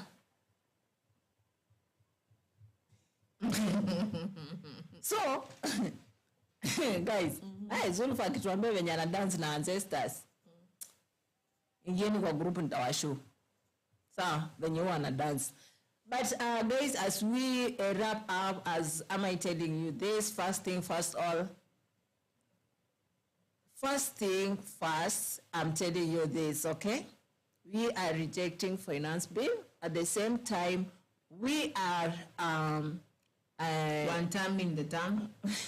That or rejecting finance bill and to find justice for Ojwang and other old people. Sawa? Si ati ni Ojwang peke yake. Pia wale wengine wakina Rex Masai, wakina nani, those all people wenye wamekufa kwa hii maandamano yenye we are going in today. Make sure that we are searching that justice for these all people, okay? Because he or she can be your brother, your sister, your friend, your mtu yote ni Mkenya. Sawa? So we are going to do this thing for like Kenyans. Sawa? Gen Zs, Alphas, kuna wale wengine wanafanyia home. By the way, let me tell you, when you reject finance bill, ukiwa hapo home kama umechelewa kwenda hiyo maandamano kidogo ama umeenda ukarudi, you'll find kids outside there akifanya hapo reject finance bill, Kasongo must go. You'll find the small kids doing the same. Okay, so what you do, just know the Alphas are doing and the other generation is doing too. The spirit is there. The spirit has been unleashed. Yeah. You cannot tame this spirit. This spirit of we don't want dictatorship, or we don't want all just debts, yeah? In fact, all just debts mean namshukuru sana huyo akilingi kwa kuileta. Sahabu, sawa, there are many debts that have been taken on our name, but we are not benefiting from any of that. Sawa, they are buying more lands, they are doing their own projects, and we're gonna pay. When the successor comes, ataanza kusema unajua na watosa hivyo ushuru, sababu nalipa madeni fulani yalichukuliwa. That one hiyo kumbe hata si yetu, hata si yetu ni wewe bro. No, ifuatwe. Yeye inafaa mshahara yake anachukua kipeana every month. Thank you. Sisi ni sisi tunafaa kulipa wakituongezea tax. No. Sisi nafaa tupate tu mshahara wetu my friend, to enjoy tu kukula mkate. Kukula mkate, tupike hizo chapo. Lakini sasa inafaa tufikishie mashine kwa sababu wengine tunahangaika kupika hiyo chapo. Sawa? Hizo machines zifike mara that ndio at least tupike chapo. Tuko na kila kitu. Ni hiyo machine tu tunangosha. Ufuta. Tunaufuta, tuna unga, mboga, tuna nyanya, tuna kitunguu, ngoja tu mashine. Mashine jamani. Mashine kwanza nafika lini? Mbona sikii kiongelewa? Hiyo mashine ilikuwa tu propaganda. Alafu mimi napenda, sipendi, nachukia. Unatoka that arrogance of someone looking at you and no we hata wacha tusiingie kwa hiyo story tena. Just don't. So as we do that thing, producer nini shida? Producer nini shida? Adole inawainia huko juu. Yes. Inawainia huko juu. Cheza chini msee. No, I'm good, but he deserves it.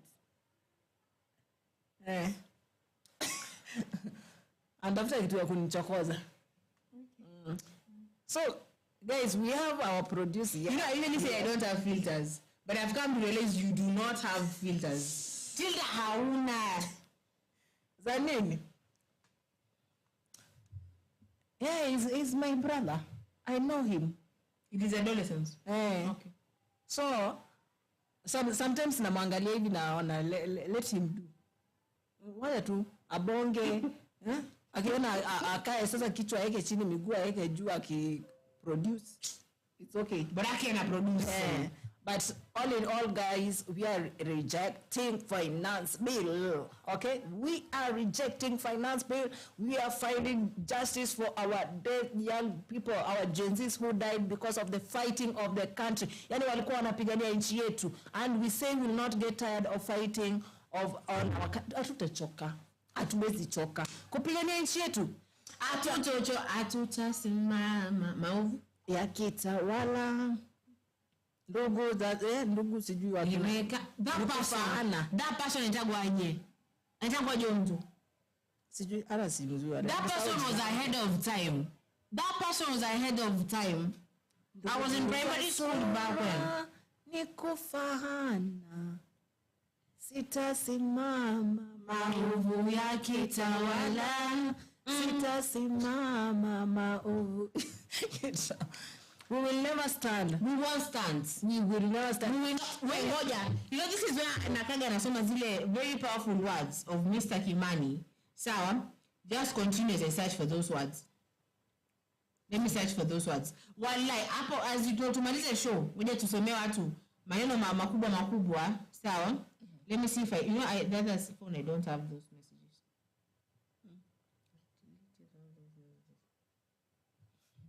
So you find this and know that I want to read this. But I have to read it from your phone. If I cannot read it from your phone, then that is, let me see if I have those. So our people, as we, and I until this family of Ojwang wakuwe na amani kwenye mioyo yao. I keep on praying for this family because this is a very, very pain situation that has happened to this family. Actually, it is the first, is the son, is the only son, is the only child of this family. 20 sons. After wakwe mtu kuna 20 sons, no one wants to bury their own. I don't want to ever bury my son or daughter. Ever. I want them to bury me. I want them to bury. Stop looking at it like that. I have 3 children. What? Why angalia hivyo? Oh, 3 children. Yeah, she has 3 children. Why do people? She has 3 children. Yes, 3. 2 sons and a daughter. My husband Mwangi. Maina ameenda. Maina alienda. Lakini sasa akona wazee wengi, hiyo ndio shida. Everyone has a father. So let me read this one as we finish. This one is to I want this one to go to you, Nelly. This very intelligent man once wrote, Sawa, alisemaga one great thing about this revolution struggle is how liquid it is. And how it is also metaphorizing from silhouettes to AI images to whatever will come next, but the agenda remains the same. Ruto must go. Is the genesis and revelation of problems in this country. With him gone, we can easily do our system cleanup. Na mayouths, ndo nyinyi sasa Nelly, ndo nyinyi Dr. nani, ndo nyinyi ndo sisi hapa. Umetona hapa tunapigana, ndo yeye aloandika haya. Sawa? Aje. Na mayouths mjue nyinyi mnaleta hii change, because it's only you who have the vision. Is the reason you're risking your lives and your parents don't understand why. They don't see it. Kuna wale watanunuliwa, and that's okay. How tutawaacha nyuma as we did with the rest. Let's not act like we didn't expect the system to fight back, but we are many and we are stronger. Ni nyinyi mnajua shida zenu. And the part that always cuts me, the part that made me laminate this, sawa, it is let's keep the fight going. Msilegeze kamba hata kidogo. One day it is to spread, the years of struggle will strike us as the most beautiful. Let us not relent now. Let us keep on fighting. Hapo mali tumekanyaga, tusibando. Unavenye mtu akiangusha dhao, unakanyaga dhao. Utakanyaga dhao for how many hours? Utakanyaga mpaka watu wa clear barabara. Utaishikilia hapo. Nakwambia hata usikiaje tumbo inakuini, hata kichwa kiwange. Utasimama pale pale. Umeshikilia. So literally let us step on it the way we have chosen to step on it. Because you don't want to see people like Albert. You don't want to see people dying. We don't want to see people like that person who used Charlene. That person who used Charlene's name, and right now yupo huko anahangaishwa. Sababu we don't want to see people that we don't want to see that. So we want to afford life. We want to be able to know I can put dinner kwenye table. Naweza mlia watoto wangu nguo. Sometimes I look at my two sons and my daughter and I am like, oh my God. I look at Mwangi and I say, Mwangi, are we going to be able to do this? But I love Mwangi because Mwangi is a very hardworking man.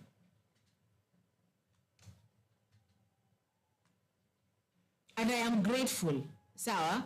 But sometimes I look at how much he has to pay school fees and pay rent and buy food and do things, and kade ka pay slip ambapo umetolewa imeganishwa. So let us not, please, let us not relent. And let me tell you, I usually pray that wherever Mr. Kimani is akwe 250.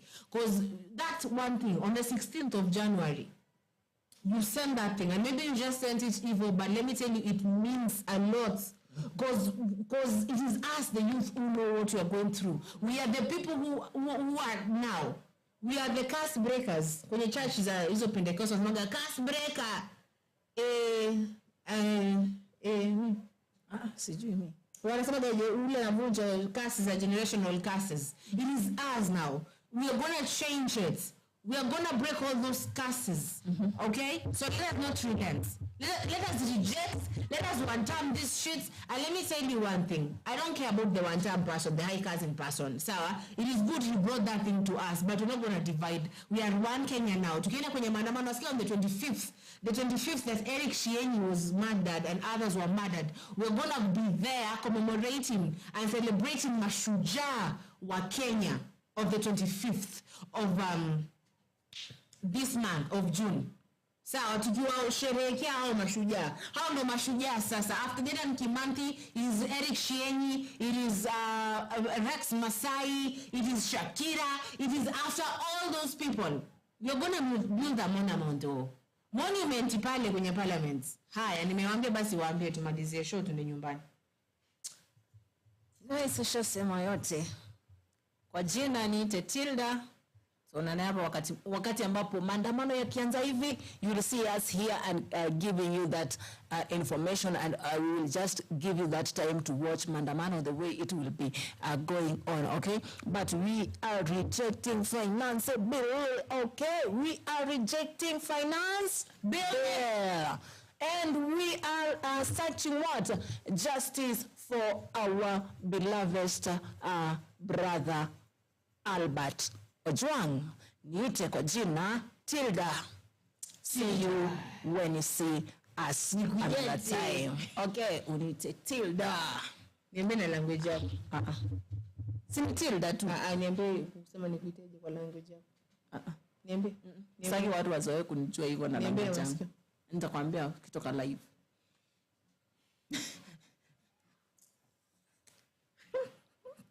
You want me to teach you my language, but you never teach me your language. I have many languages. You want me to teach me which?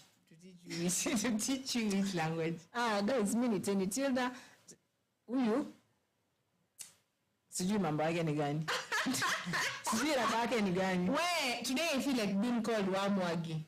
Sawa? So yeah. Solfa Wamwangi. Solfa Wamwangi. Baina left. And we have to leave. We have to whatever. Alkaremu Wamwangi. I'm managing Mama Shiko.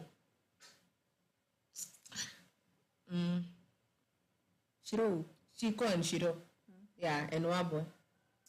Sasa umesema uko na watoto wao. Watatu, niache. Aya, umewapa majina ya kisichana wote vipi? I love my kids, but I do. On a serious note, I do have 3 kids. Msije mkadanganywa na hao. Oh, Gina.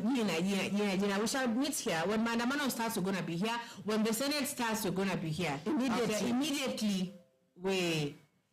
There's a song called Immediately for someone Kimani. Victoria Kimani. Gina naitwa Zulfa Wamwagi. And tupatane hapa wakati. If it comes earlier, we're going to be earlier. If it doesn't come earlier, we're going to be here saa 8. So, yeah. Baba.